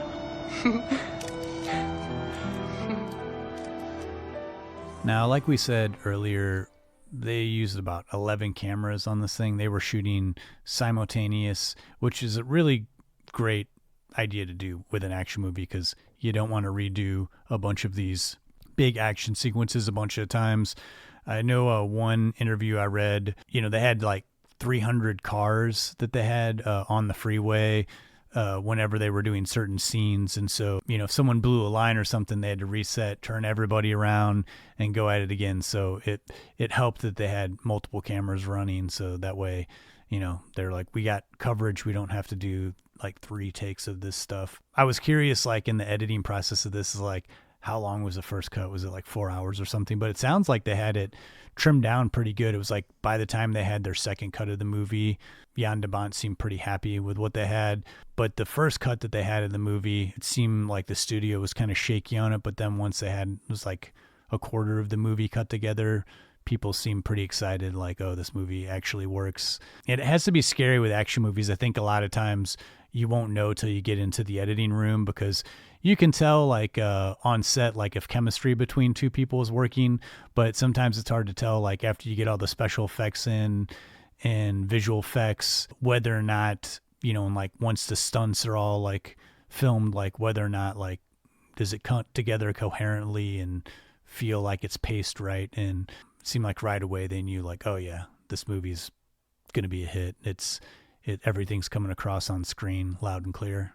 And I think with editing too, especially for an action film that is so fast-paced like this, the editor, John Wright, has to be the one that is setting the tempo for this movie. So the fact that Jan de Bont was stoked the first time that he saw like even just a 45-minute cut of what he had and was excited about that meant that he was locked in, knew exactly how this movie was supposed to work, and that it never stops pushing forward. Sure, that goes off of Jan de Bont's visuals and everything that he's captured, but the momentum, everything in this movie is what's created in the editing suite. And it's also what creates the characters that we see on the bus. Everyone that's sitting there, that was all of these actors that were pissed off that their lines got cut and their characters got changed.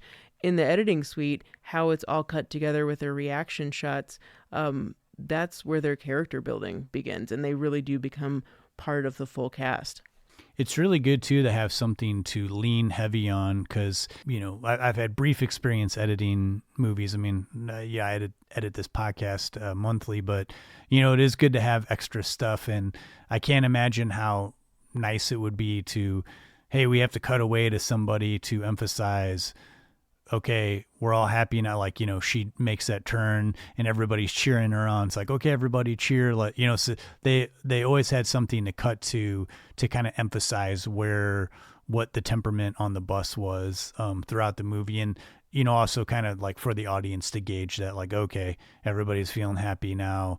There's a little bit of hope, or, everybody's feeling downtrodden. Like we just lost Beth Grant, went underneath the wheels. Like everybody's feeling like pretty defeated. Yeah. So it was a good way to cut back and forth between the leads and then the passengers on the bus.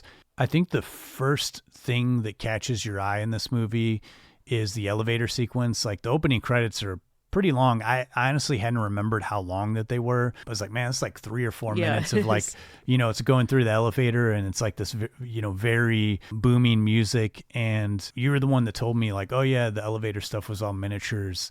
Because you were saying like, oh yeah, I didn't even notice it was, I can't tell that it's miniatures. And I honestly did not know. It's like after you told me that, I still watched trying to see like if it didn't look like a real elevator, like the camera going through. And man, miniatures blow me away. Like what they're able to accomplish with models that they build, the way they paint them, the way that they light them, how realistic they look. And we've talked about miniatures throughout many movies like Evil Dead 2, Terminator. Miniatures have been used for a long time in the history of movies. And man, what another accomplishment here of just, it looks so real in the way that, and able to do miniatures to where you can do things that you wouldn't normally be able to do with a camera. And that's like go through all these the depths of this elevator system. And it's just such a clever way to set up this first sequence, big action set piece that we're going to see with people trapped on the elevator. And yeah, it's a long opening credit sequence, but the music's like really huge. I love the way the titles come in with speed, and it just sets us up to know that this is a big, fun popcorn movie, and it gets the audience primed and ready. It also lets us know just how far it is down this elevator shaft should we be in an elevator that falls to the ground. This might blow your mind right now, but that opening shot, that miniature is only 70 feet long and was shot horizontally. So that track, I mean, everything's hand painted on that miniature. And listening to the guys who created this miniature talk about how long and how arduous of a process it was. It took like 8 to 10 hours to render all of that with the lighting, because matching the lighting from a miniature to how it looks in the movie is extremely difficult. And also, you're running a camera for 8 to 10 hours over a miniature. Things are going to start to melt. Lights are going to blow. So it took, I think they said hours and hours and hours over a week, I think. So just that shot took that long. And something like that, I just can't, like you, miniatures blow me away. And there's so many in this film too, and I would never think of it. I heard someone saying, sure, when you watch the train sequence at the end, you can tell that's miniatures. And I'm like, no, I can't. I mean, when you say that, I look at it and go, yeah, okay. But when I'm in it, no way. I'm like, is that a miniature? How did they do that? It looks so amazing. And if you haven't heard us talk about miniatures before, we don't mean like it was only like ant size, or like micro machine size. Yeah. Like, sometimes they're going to blow up a truck in the truck, or like a semi truck, but the semi truck will be like 3 feet long. 3 feet long. Yeah. Yeah. And like 4 feet tall or something, Yeah.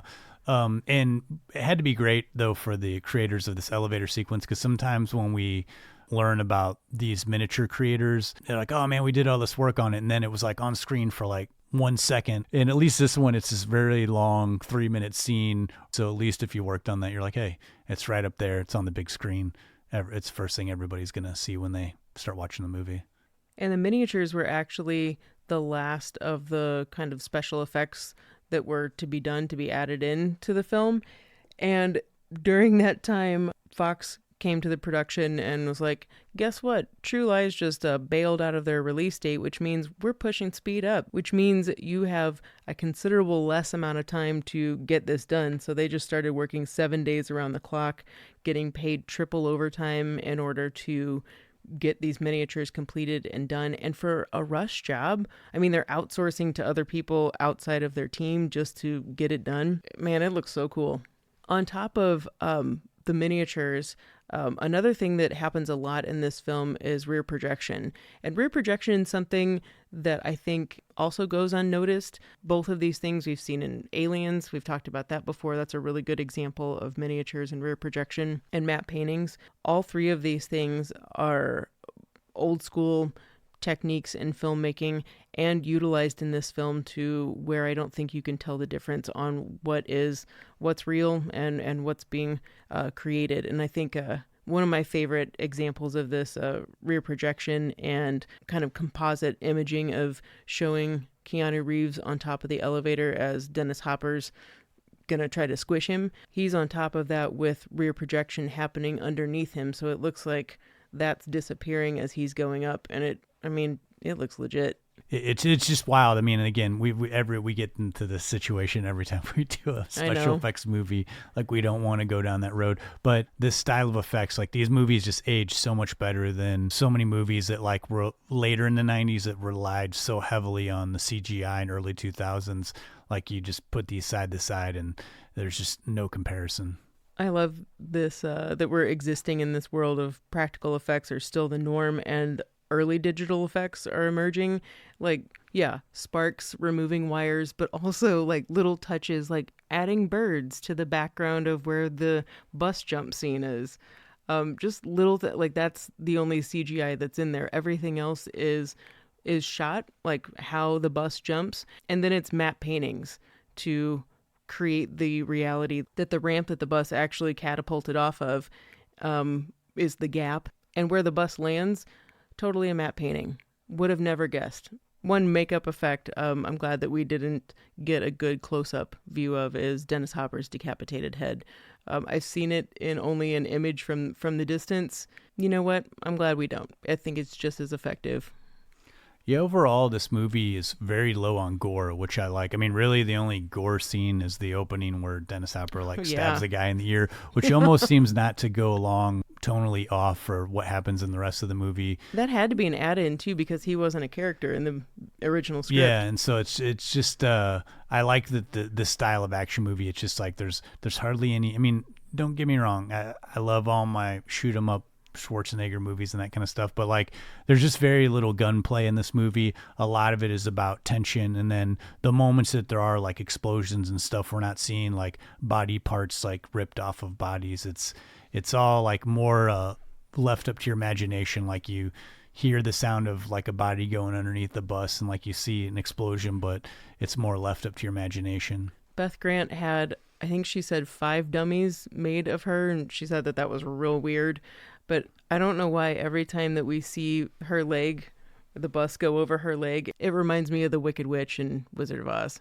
And stemming off from that scene, that introduces us to a really sad part of the film's score. And for a score that is so, copied by this point and just so booming and energetic, when we have moments like that where there's this like somber, sad, everyone's going to die on this bus moment when Beth Grant goes into the bus, it really makes you feel. Normally, when movies evoke emotion out of me, sometimes I feel manipulated, but I don't mind it in Speed, and it certainly does manipulate me. The score was created by Mark Mancina. It took him about 6 weeks to complete. He had been working under Hans Zimmer for a long time, but of course someone like Hans Zimmer is too expensive for this production. And Jan de Bont didn't want someone that was really well known. Continuing on with his steadfast want for there to be new creative minds behind this film, making it work. The studio was not behind someone who was not proven, who had just been making movie trailers. And while he had been songwriting and producing bands, Fox did not have any faith in him. So they hired Michael Kamen, who at the time was very well known for scores. De Bont was not going to accept this. So he told Mark Mancina, keep making the score, we're going to use yours. And Mancina's like, but they told me it's not, I'm not doing this. And he told him to keep going. And at the end of the day, Mancina gets a phone call. The score is not complete, but he had been working on it. He gets a call from an exec at Fox and says, I'm coming over tomorrow morning, and I want to hear what you have for Speed. And he's like, but it's not complete. And he's like, I want to hear what you have for Speed. I'll be over there at 6 a.m. And he shows up, and Mark plays him, is like sweating bullets, and like plays him what he has. And the guy from Fox is like, okay. And then just like leaves. And he's like, I'm not sure if I still have the job or not, but obviously he did. And de Bont loved the score ever since hearing it for the first time. And I gotta say, man, it is percussive, orchestral at the same time. And I didn't notice until this last time through how electronic it is and like digital. I hadn't really ever noticed that before. I think I was always distracted by the like metallic percussive sounds. I feel like more modern action type movies, they lean more toward like techno type scores for like fight sequences and stuff like that, which is equally effective. But I like this like classical orchestrated score that this movie has. Another thing that was like really popular in like 80s and 90s that you don't really see too much of anymore is just like you have this big movie coming out and like the name of the movie, and then you have your orchestrated score, but then at the end credit sequence, you have some sort of popular artist doing a song that has the same title of the movie. This was really popular in the 80s, but then in the 90s, there weren't as many, there's a couple hit songs out of movies, but a lot of forgettable ones. I'm going to chalk this up to one of the forgettable ones. I don't know that many... Speed. There's just like the song Speed by Billy Idol. Don't get me wrong. I love some of Billy Idol's stuff, but I just find it such a wild choice. Is like early 90s, there was so many new awesome bands breaking. I mean, it was insane how much good music came out in the early 90s. And what the studio came up with is like, let's have Billy Idol write the song Speed. It's not a terrible song, and I guess it like works fine for the end, but it always catches me off guard every time. It's still, though, I still like that idea. I wish that they would have this happen more in movies. It's like, here's what the movie's about. Here's the title. Write the song, and we're going to slap it on the end credits. God, I'd give anything for Billy Idol to do the theme song for any movie nowadays. Yeah. I can't disagree with that. Well, Speed opened smack dab in the middle of the summer. Its worldwide gross ended up being about $350 million.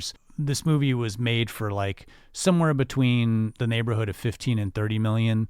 It was hard in the research because some information showed that it started at 15 million, but then the budget ballooned to 30 million. Either way, this movie made a killing. Critically, it was also hailed as like a fun action, popcorn type film that really entertained, had really great performances, and suggested Sandra Bullock is going to be a huge star. It's wild though, because in America, it didn't make as much money as I thought that it had, because I knew it like made like $350 million, but it was like the most money that it made was overseas, which I think from then on, Keanu Reeves kind of became this like overseas sensation. Like this guy puts out movies and like they'll make like $250 million just overseas alone.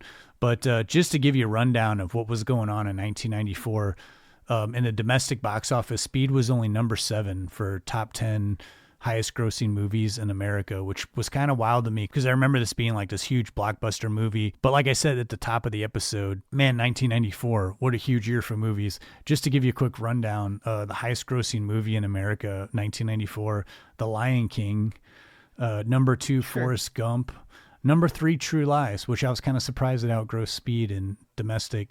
Number 4, The Santa Claus, Tim Allen.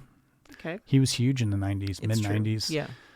Number 5 is a surprise, The Flintstones.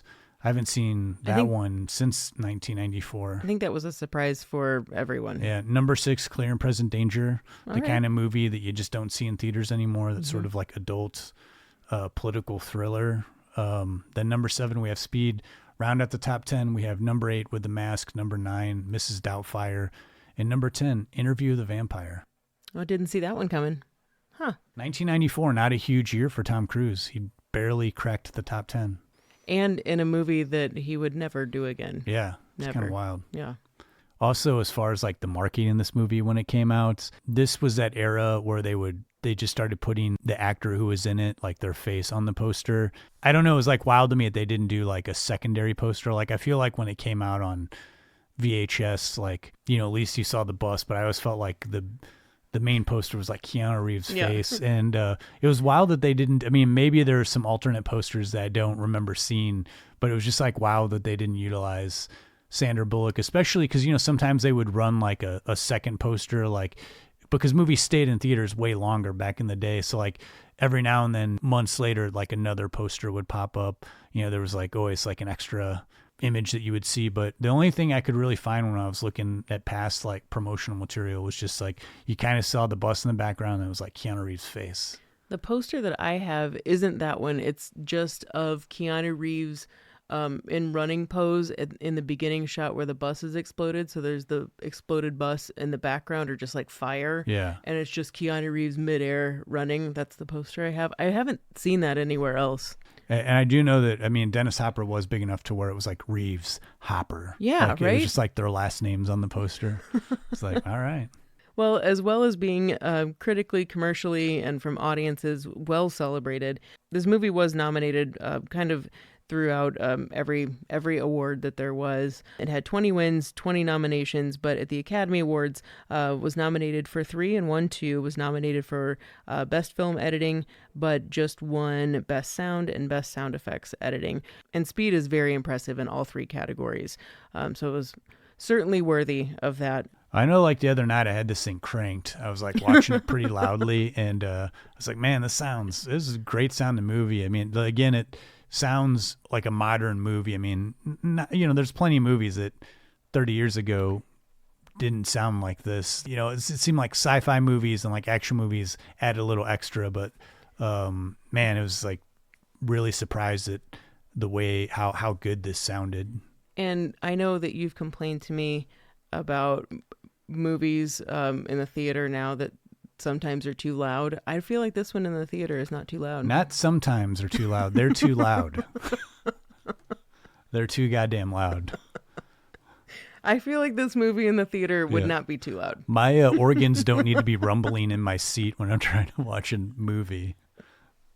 I'm sorry for, you know, I'm just getting old and like, it's just like, I want to see it on an IMAX screen. I love the IMAX image, big screen. That sound is just, it's too much for me. But you know, that's something that some people love. I mean, and I see it in comments all the time, you know, they're just like, oh yeah, I could feel it in my seat. Like my whole, it felt like my seat was shaking. I don't want that. You know, I just want like appropriate volume for the movie. You know, it's like occasionally it's in, you know, I saw that Maverick movie and, you know, it felt like you're in the jet when it's taking off. That was pretty cool. I like it, and I should take it back in like the tiniest doses. You know, it's like great. A shuttle's taking off. All right, cool. But when just a car's cruising down the street, I just don't need that much of it. Like 2 straight hours of like pounding in my ear volume. But that's my old man movie going rant. I'm with you on that. we should get moving on to our picks of the week, but I just want to briefly, and I mean very briefly, just mention that a sequel was made to Speed 2. And I'll be honest, I had never seen Speed 2. I had only heard that it was absolutely unwatchable, so I never watched it. And It's much not unwatchable. Yeah, I don't believe it's unwatchable, but I did watch it for this episode. I was totally let down. I think they went even further with the explosions and special effects in Speed 2, but where they lost me is that this great character that they built up with Annie, Sandra Bullock's character, it was almost like they just threw that character out the window. And when it opened, we were watching a completely different character that was like not the fun-loving, warm person that we saw in Speed 1. It was sort of this, almost they made her like ditzy and like became almost like helpless. And like as soon as they got on the boat and she almost wasn't helpful, you know, it was like all like, okay, we got this new guy, Jason Patrick. He's going to be the hero. And then the villain was just like, I don't know, it was like sort of like half-baked Willem Dafoe. I love Willem Dafoe, but it was just, the whole thing just seemed like nobody really wanted to do it. And then when I looked up the info on it, it was just like, yep, sure enough, like nobody wanted to do the movie. It was almost like they were all forced either into it because the payday was so huge or they were under contract. Yeah, and something like that's going to come out one way or another on screen. I couldn't agree with you more, though, about Sandra Bullock's character. It really is a letdown. And no fault to her at all. Yeah. It's just, it's unfortunate because that character of Annie is so great. And I couldn't find anybody that liked Speed 2. Like I was looking up critical reviews other than surprisingly Roger Ebert. Oh. And Ebert gave it like a really good review. I read this thing about Roger Ebert and he said that like in his entire career, he's never had to defend anything more than the review that he gave Speed 2. He was just like, if it was the one thing anyone called out, they're like, well, yeah, but you gave Speed 2 3.5 stars or whatever it was. Okay, that's pretty funny. Well, let's stop there. Let's move on to our picks of the week. We'll come back with a few final thoughts on Speed to end the episode. But Lindsay, you've told me a lot about this movie just off the mic over the and years. Our history, friendship together. But I'm now excited to hear what you're going to say on the mic. Tell me about Sandra Bullock in The Net. You sure you're not burnt out on me talking about it? I love it. The Net is easily one of my favorite chase films, a smooth setup that harshly turns your world upside down. Maybe in 1995, folks thought this to be just a highly paranoid thriller and not based in reality. But I think this movie was ahead of its time. It's a cautionary tale about how technology can change absolutely everything, distort fact. You just have to have the right access and connections. An above expert level Los Angeles based work from home introvert computer analyst and program tester, Angela Bennett, played by Sandra Bullock, unknowingly gets roped into a vast conspiracy of insurmountable proportions. Her satellite coworker, Dale, sends her a computer disk containing a program with a glitch that when you press the right combination of keys and this curious little pi sign in the bottom right corner, you're granted backdoor access to this database for this new-to-the-market security program called Gatekeeper. As Angela is leaving the next day for vacation, Dale flies his puddle jumper plane down the California coast to meet her for further investigation of this program. Dale's convinced that this disk is bad news and raises some questions about the intentions behind the security program. But en route, his plane has a mysterious malfunction, crashes, and well, he never meets Angela. She puts two and two together, calls the home office, and finds out the devastating news. Her Mexican vacation plans are already in motion, so she brings her gear with her, including the disc that Dale sent to her, hoping to figure out this mystery that he dropped in her lap. But as Angela will say later in the movie, ever since I touched that disc, I've been running from one nightmare to another. Her trusting nature is played upon when she meets a charming Englishman, Devlin, who has more nefarious intentions. He's been sent by someone we only know as his employer to recover the disc and send Angela to an early grave. She knows too much and needs to be snuffed out, just like Dale was. Devlin's plan goes awry, Angela escapes, but not before being left unconscious in Mexico and leaving Devlin to completely alter all official records of Angela Bennett. Fingerprints, ID, her job, title to her house, every single piece of information that proves she is Angela Bennett. Her identity has been erased. But she's surprised to find out that she's now identified under a totally different name, a woman with Angela's photo, fingerprints, you name it. And this name is linked to a much seedier past. This is a nightmare for everyone, but especially someone who never leaves their house, only talks to people on the internet, and the only true human contact is her mother, who has Alzheimer's. Why do this to our quiet systems analyst? Because unless she turns over Dale's computer disk to Devlin, who's now stalking her, hoping she leads him to the disk, her life is going to be made a living hell. The disk is the only evidence proving that the Gatekeeper program is part of a larger plan almost no one could suspect. What sells this whole movie? Sandra Bullock, hands down. Writing duo John Brancato and Michael Ferris, along with director Irwin Winkler, clearly show us Angela's character. She's a do-gooder, never without her wits, inherently sweet, probably too trusting. She's a sympathetic woman who's grown accustomed to her self-imposed solitude. Angela's comfortable in her lifestyle, but is aware her life isn't as full as it could be. The minds behind The Net also do a bang-up job of how she interacts with her neighbors, her surroundings, everything to help us retrace Angela's steps as she tries to piece her life back together. A thriller like The Net preys upon paranoid human emotions, especially when we let our minds run wild. Although Angie's story is extreme, this is a serious cautionary tale because identity theft is totally real. A person wrongfully accused is an age-old story motivator people can also get behind. The violating, helpless feeling of it all, losing control and fighting to restore your life that stems from the dangers of isolating oneself and being too trusting. One of the morals of The Net is to put down your laptop or nowadays your cell phone and interact with the tangible world. And also, more obviously, like Angela says later, there's like this little electronic shadow on each and every one of us that's just begging for someone to screw with us. I've quoted the script now twice, but truly there are some moments that stick with you, and no one better to bring it home than America's up-and-coming sweetheart of the mid-90s, Sandra Bullock. Speed definitely catapulted her to another stratosphere, but The Net gave her a strong leading role that was gritty, not flashy, not sexy at all, but a gripping story attached to a character we instantly like and cheer for almost 2 hours. Our villain, Devlin, played by Jeremy Northam, straddles that line of looking like the most handsome and irresistible man yet cold-blooded killer that you've ever met. And a very welcome surprise by comedian Dennis Miller. Here, Miller plays Angela's former therapist with whom she had an affair, but he's literally the only person who knows Angela is who she says she is. The positive results of his performance far outweigh any concern over casting a guy who was more well-known at the time for his stand-up comedy. Also, keep an ear out for a nice little Annie Lennox cover of A Whiter Shade of Pale, which is a stark contrast to composer Mark Isham's score that keeps us on edge and pumped all throughout Angela's journey. Before I close out here, I gotta address how every reviewer brings up how dated The Net looks, referring specifically to desktop computers, graphics, techie talk, etc. Well, no shit, Sherlock. That opinion is what's outdated. This movie came out almost 30 years ago, so computer-related visuals better look outdated. But in 1995, the graphics were legit. Of course, they were made to look a little more exciting through visual cuts and Angela's speediness behind the keyboard. Inevitably, too, and on a much more minor scale, someone always pokes fun at the graphics in a video game that Angela's testing, that she's glitch testing at the beginning of the movie. That game's Wolfenstein, and I know because I played it. And it's responsible for ushering in and popularizing first-person shooter games. I just got to throw it out there because everyone loves to make fun of how bad it looks, but it's like kind of like an important game historically. I'm not even a gamer. This movie also predates 1996's Hackers, which to me has far more wild, unrealistic graphics, however fun they might be. The Net is authentically 1995, and that's how it should be.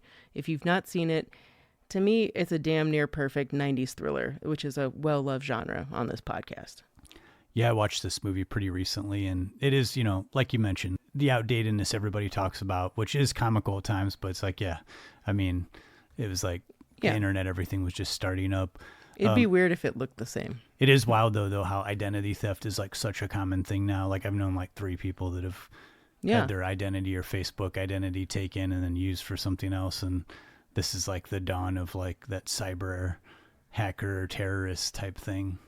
And it is funny how I remember like when this came out, I went and saw this in the theater when I was 13, I think with my mom for my birthday.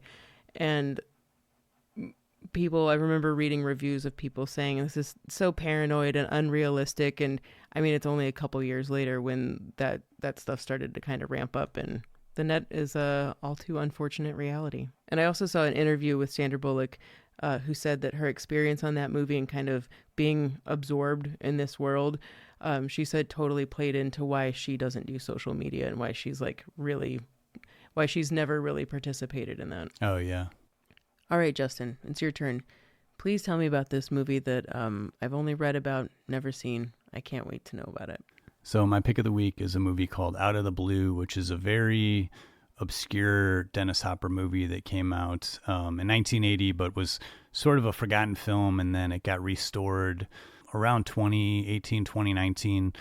Natasha Lyonne and Chloe Sevigny were big fans of the movie, so they helped sort of crowdsource and get the movie restored to its original form. And then it played the Venice Film Festival in 2019 and then was released on Blu-ray like a couple years ago and developed quite a bit of a cult following. When this movie came out in 1980, it played the Cannes Film Festival and was like, people booed and hissed at this movie, really, really hated it. There were walkouts, I guess. And I can understand why. This is this is probably like the darkest movie that I've ever picked for a pick of the week.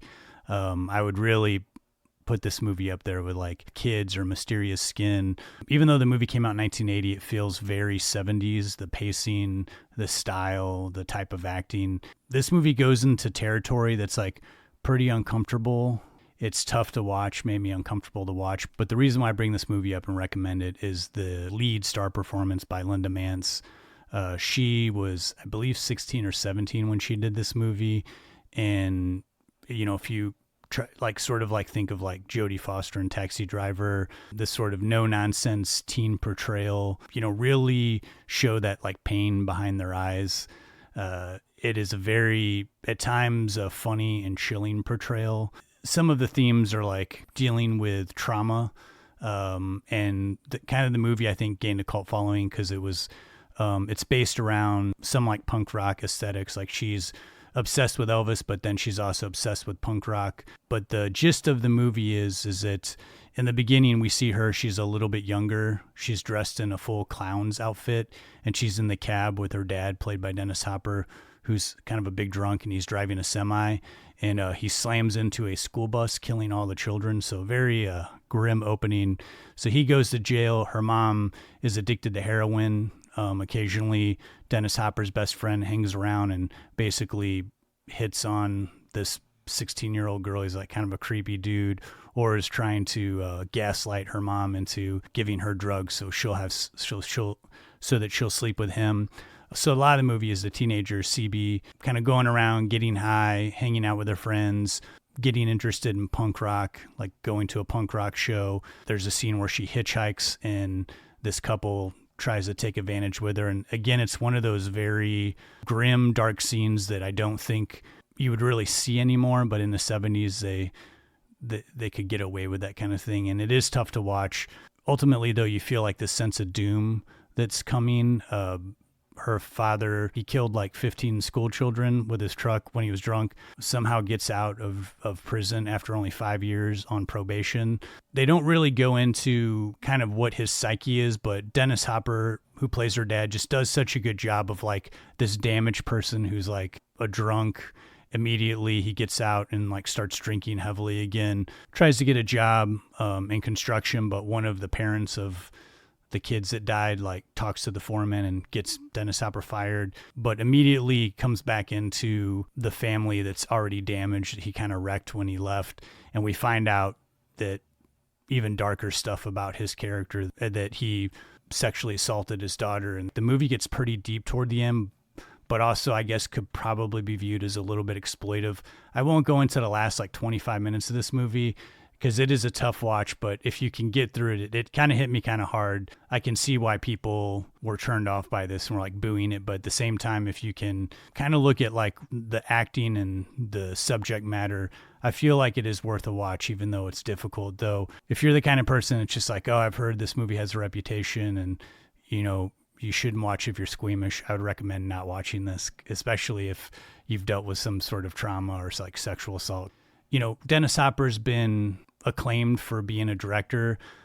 This was a movie that he somehow like, he did Easy Rider, then he did the last movie, and that movie was a total mess. So like he didn't get to do movies for a decade. And I guess he was just going to star in this movie Out of the Blue. It was originally called CB, which is the name of the teenage girl that Linda Mance plays. I guess the movie wasn't going well. They fired the director, and the studio was just like, yeah, it was like a family drama type movie. And somehow Dennis Hopper like worked on the producer and like somehow convinced them like, hey, let me rewrite this entire movie over the weekend and I'll direct it. And so in a manic stretch, he was like rewriting early in the night and will like show everybody pages like at 5:30 in the morning, and they'd work it out and then do the scene. So, and it feels like you're watching a movie like that. It feels like kind of like piecemeal. It doesn't always, it's not like the most like coherently flowing film, but in some ways too, that actually makes the movie work in a unique way. It's a totally different kind of movie that you're used to. It's definitely not a traditional Hollywood type movie. Again, going back to Linda Mann's performance, it's a star-making performance. It's kind of sad that her career didn't take off. Like, she did a few other movies and then was totally absent from movies for about like 15 years. I guess she had a couple kids. But some of these directors that grew up watching Out of the Blue, David Fincher and Harmony Korine really loved her. So David Fincher put her in a small role in The Game. Harmony Korine put her in a small role in Gummo. But this movie really, I think, is like a performance that you just don't see from someone that's like 16 or 17. It really is like, I would put this in like among 10 films where I've seen a performance by a young actor of this age like portray a character like this. So that to me in and of itself is like worth watching and looking up Linda Mann and like checking out some of her other movies. Yeah, when you were describing this to me off the mic and going into a little more detail, I immediately was like, can I borrow that and watch that tonight? Yeah. So I'm really looking forward to checking this out. Yeah, I'm not going to go into the last 25, 30 minutes. It's the last 25 minutes. This movie is, I would just say, like, definitely the definition of shocking. Yeah, my jaw dropped a few times when you were telling me. It's sort of unbelievable that this is the way the movie goes. But it doesn't feel unrealistic in any way. It feels like the ending is warranted, but it is, like, nihilistic in every step of the way. It's like the ending is grim and like sort of like explosive, I guess. It fits within the world though that it's been showing you the whole time. Yeah. Well, those are our picks of the week: Out of the Blue and The Net. Here's your Murray moment.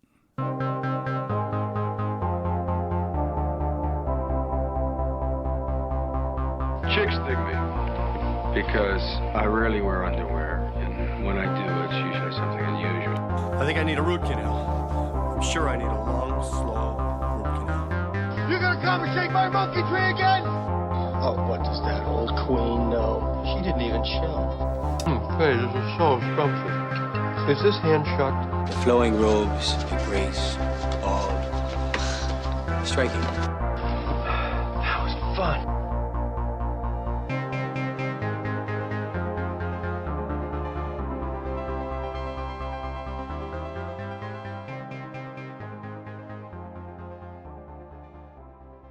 Maybe I don't have a story just now about Bill on a bus speeding to a certain doom, but what I do have is a story I've waited to tell for a really long time. Picture this. It's August 2007. Bill's been a well-known golfer for forever now, and this particular month, he's visiting Stockholm, Sweden for the Scandinavian Masters Golf Tournament. This will be the beginning of Sweden's rumored beef with Billy because our boy got in a little bit of trouble behind the wheel of a golf cart. This alleged golf cart had been on display all week outside Bill's hotel. He and some acquaintances decided to commandeer said golf cart and head to the nearby Cafe Opera nightclub. It was only 1 mile away. Not a big deal, right? I don't hold any grudge against Bill for borrowing the cart for a while, said Frederick Nilsmark, the higher-up in charge of the Masters tournament.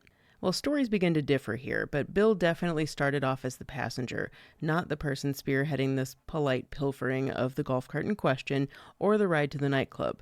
According to him, he was the one being driven to this mile-away party. After this crew of 6 to 9, depending on who you ask, were ready to depart the nightclub around 3:30 a.m., the local travelers said to Bill, "Well, we can't drive back. We'll lose our driver's licenses." See, Sweden has a zero-tolerance policy. If your breathalyzer hits 0.02% or more, you're considered too inebriated to drive, resulting in a definite fine and loss of your license. "Well, I can drive a golf cart," Bill said. "I won't lose my license." Bill's sentiment and explanation behind this was, hey, you know what? That's what Americans used to be famous for. Helping out, pitching in. From this moment on, Billy led this twilight drive through the streets of Stockholm, a few passengers hanging off the side of the golf cart singing Cat Stevens' song Father and Son. I mean, it's really late into the night. Early morning, actually. The potentiality of an accident is really low. Not that I'm advocating for drinking and driving, but from a St. Louis City resident point of view, this is G-rated material. And here's where the joyride takes a left turn. A couple passengers wanted Bill to make a pit stop at 7-Eleven. I didn't even know they had 7-Elevens in Stockholm, Bill said, and they wanted to get some more mixers and, so they could continue drinking.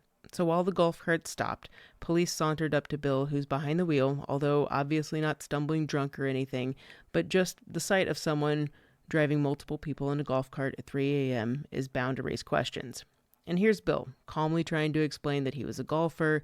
This was normal, but his charm didn't work with local police. He kept saying, "Look, I'm one of the only guys here who can carry on a conversation. Do you really think I'm the guy you should be prosecuting here?" Detective Inspector Krister Holmland said he never experienced anything as odd as this in his entire career as an officer. He did admit that Bill was never visibly drunk, but that didn't stop him from asking Bill to take a breathalyzer. "I was always told to decline a breathalyzer," Bill said. "So, that lasted a couple hours." Bill tried to further explain his actions. "I'm sorry, but where I come from, you have to act stupid or goofy or hit something, drive erratically or something. You're just assuming that I'm drunk because I'm driving a golf cart at 3 a.m. The fiasco doesn't stop. "I was detained," Bill explains. "I don't know if I was arrested, but this did lead to further involvement with the local police department." And then police told Bill, "We're going to take your blood now," to which Bill responded, "What if I politely decline?" That didn't help matters. Bill said he was, quote, introduced to this guy, Gunther or something, who had a smile on his face, but not the smile that you want to see. The Swedes were totally trying to intimidate him, but he wasn't going down without a fight. This other guy enters the room to take the blood sample, and Bill says, "Are you a doctor?" The guy responds, "Yes." "Well, can I see some identification?" There's a big pause. Whoever this guy is, presumably a doctor who had been awakened really early on a Monday morning, he didn't show up with an ID. And Bill's like, "Well, how do I know you're a doctor? You could just be some kind of junkie walking in off the street." "So that was good for another hour," he said. Feeling pressured by this situation, Bill eventually relented and submitted to having his blood taken. He also signed a document admitting that he was driving under the influence, and this could obviously be used against him later if it was to be brought up in court.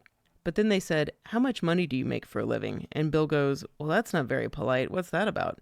The officer then told him that he would be fined according to his income.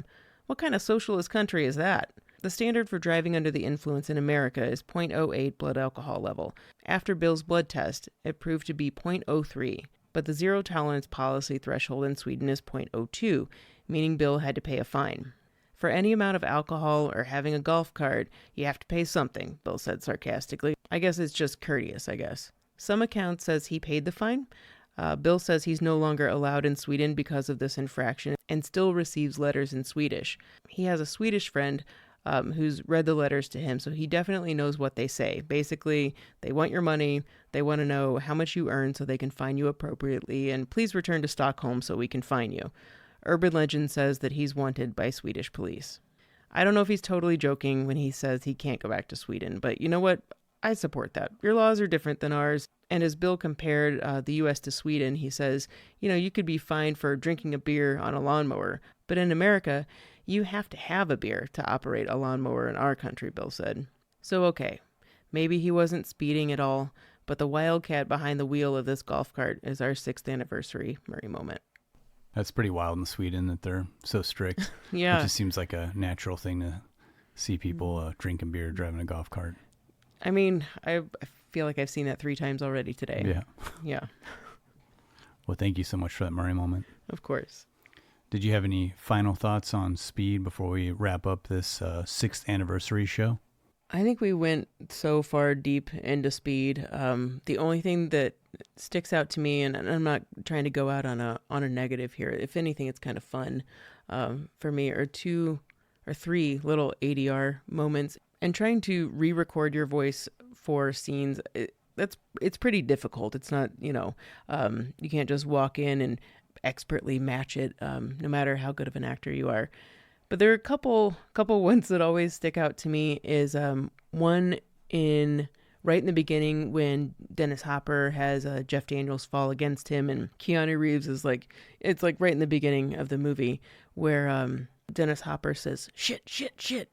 But I think, I can't remember right now, it's either in Hopper's voice, but neither he or Jeff Daniels, their mouths are moving in that scene. That one, that's number one. Another one when Dennis Hopper's on the phone with Keanu Reeves and Keanu like wants to get off the bus and he agrees to it, and Dennis Hopper says, all right, but I want you back real fast. Clearly, watch his mouth. It does not match up. I don't know what he's saying there. Whatever, it doesn't match up. And the one that gets me every time, the one that is like the thorn in my side, is when Sandra Bullock and Keanu are doing the real hard turn before the bus does the big jump. And Sandra Bullock's, her face is all squinched up and making a wincing noise. And she says, here we go.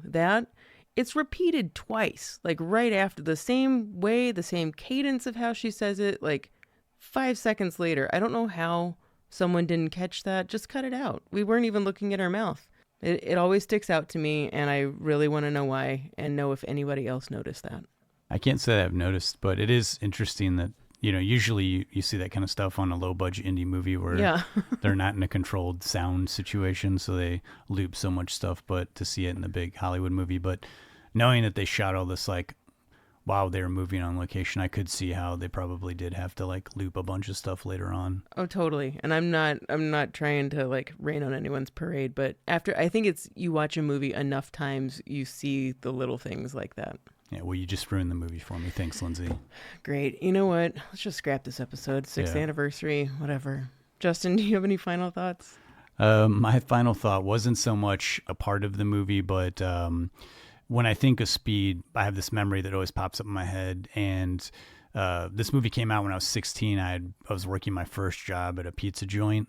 And I got done with my shift and I went out to my car. And there's a note on my car and it's written like by someone that looks like they're just didn't know how to spell or anything. And it basically was just like, you didn't pay us for these drugs, so now your car is going to go boom. What? And I like looked at it and I was like, what the hell? And I was like, did someone like mix me up with somebody? But it was like I'd just seen Speed, so I was like, oh man, I'm kind of nervous. I don't want to like start my car up. So I went back in and I don't think there's anybody that was in there. It was like over 21, but like people were looking at the note and they're talking about it. And so then they go back to my car and, no one knows what a bomb looks like, but everyone's just kind of like looking underneath my car. And then everyone's an expert all of a sudden. And then, so then there's like one guy who's just kind of like razzing me. It's just like, basically like, what are you being a big, chicken for? Just start the car up. And I was like, dude, start it up for me.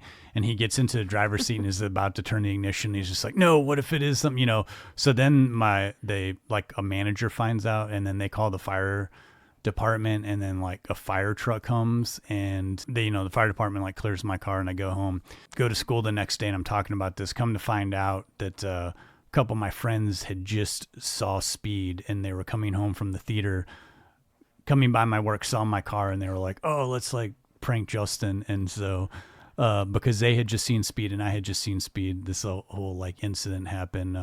Apologize, 30 something years later to the Rock Hill Fire Department for having to come out to make sure there wasn't a bomb on my car. Oh my God, that's so good. That's terrible. Did your friends feel bad at all, or did they just think it was funny? They said they went back later, or they went back a little bit to see if I had like left, and they saw the fire truck there, and they got super freaked out because they were like, "Oh man," because they were like, "We didn't think you would think it was real," and I was like, "Well, you guys wrote the note in a way that like." It kind of looked like someone who's like was so angry they just kind of misspelled all this stuff and they like put it on the wrong car. And it was like I was like I'd just seen Speed. I didn't want to take a chance. Like someone like mistook me for someone that like ripped them off for drugs. Man, that is when a prank goes bad right there. Yeah, and they say movies don't influence people, but there's an example for you right there. I'm personally, Justin, I'm glad you had it checked out. Yeah, because it would have been like a terrible, unfortunate event that like maybe that would have happened. Then you would have blown up. We wouldn't be here. And it's like they take that stuff. How many times have like people called in a bomb threat to somewhere and they got to close the building down and check it out, even though it's either a prank or someone just trying to scare people. But movies like this keep it fresh in your mind. You're like, what if it's Dennis Hopper getting ready to like, take out his frustrations on innocent people. And then you have a note too that Yeah. just further solidifies your paranoia. I wish I would have kept that note. It'd been awesome. That'd have been good to put on social media, like, for the episode. It would be. But that's all I got. I mean, I think we went pretty deep on this one. I do too. This was a great one. This is like there's like more that I could have ever imagined about the making of this movie that we found out about. And, it is our 6th anniversary. I know I said it a little bit in the beginning, but I just want to say it again. Lindsay, thank you for all you do. And our listeners, I can't thank you enough. Still amazing to me that we've been keeping this up for 6 years. It takes a lot of work. It takes a lot of our free time. And we're not getting paid for it, but we love doing it. But I don't know that we would continue on if there wasn't a positive response from people and knowing that people were downloading and listening. So if you're doing so, thank you so much, especially people outside of St. Louis, outside of Missouri, outside of the U.S. It still amazes me that people are finding this podcast all over the world. It baffles my mind. I don't even know how that happens, but I guess it gets out there. It's on the internet. It's in the ether. Some people discover it. And not to be like, the net paranoid or anything. We can't tell who is downloading. All we can tell is like what state we're getting downloads from. Yeah. And it is really mind blowing when we see like a new state pops up or a new country. And we're like, how did that even happen? But really, thank you everyone for listening, continuing to download, sharing us, and reaching out and telling us that you really liked an episode. Or if you wanted us to go deeper on something, just reaching out and giving any feedback. We really appreciate it. And Justin, I feel like this is the longest relationship I've had in a long time. So thanks for doing this with me for so long. Thank you for listening to my voice. I hope it hasn't haunted your dreams too much in editing, but I think we make a great duo, great partnership in this. I couldn't agree more. And I just want to lastly say, for those of you listening who have sent us messages and requested certain movies, I apologize. There's no way we'll ever get to every movie that has ever been requested. And, we are pretty because it takes so much time to research and prepare for an episode. It always has to be a movie that we really love and are feeling enthusiastic about. So that always plays a factor in the movies that we choose. But we hope that we've gotten to some of your favorites. Next month, we are doing a movie that we have gotten a lot of requests for every year. And, just in time, we're deep into the baseball season, and we'll be doing the comedy sports classic Major League. I'm really looking forward to doing this one. Totally grew up with this film and can't wait to dive into it. I do want to just say there's one movie that we love, that Justin and I love, and we will never do a main feature on it. But if anyone out there loves Shattered Glass as much as we do and want us to do an episode, just let us know. I don't know how many times we've quoted that movie to each other or reference it. Yeah, it's still that's one that lives in our hearts. Yeah, there's so many movies that we would love to do episodes on, but we're like, I don't know if anyone would listen to it. It's just never heard of it. But it's even if we never do, right now, just go out and watch Shattered Glass. Yeah. And we've solidified our schedule for the rest of the year, and I assure you we have some real bangers coming up. Definitely. Well, until next time, I'm Justin Johnson. And I'm Lindsay Reber. Thanks so much for listening. Thank you, guys.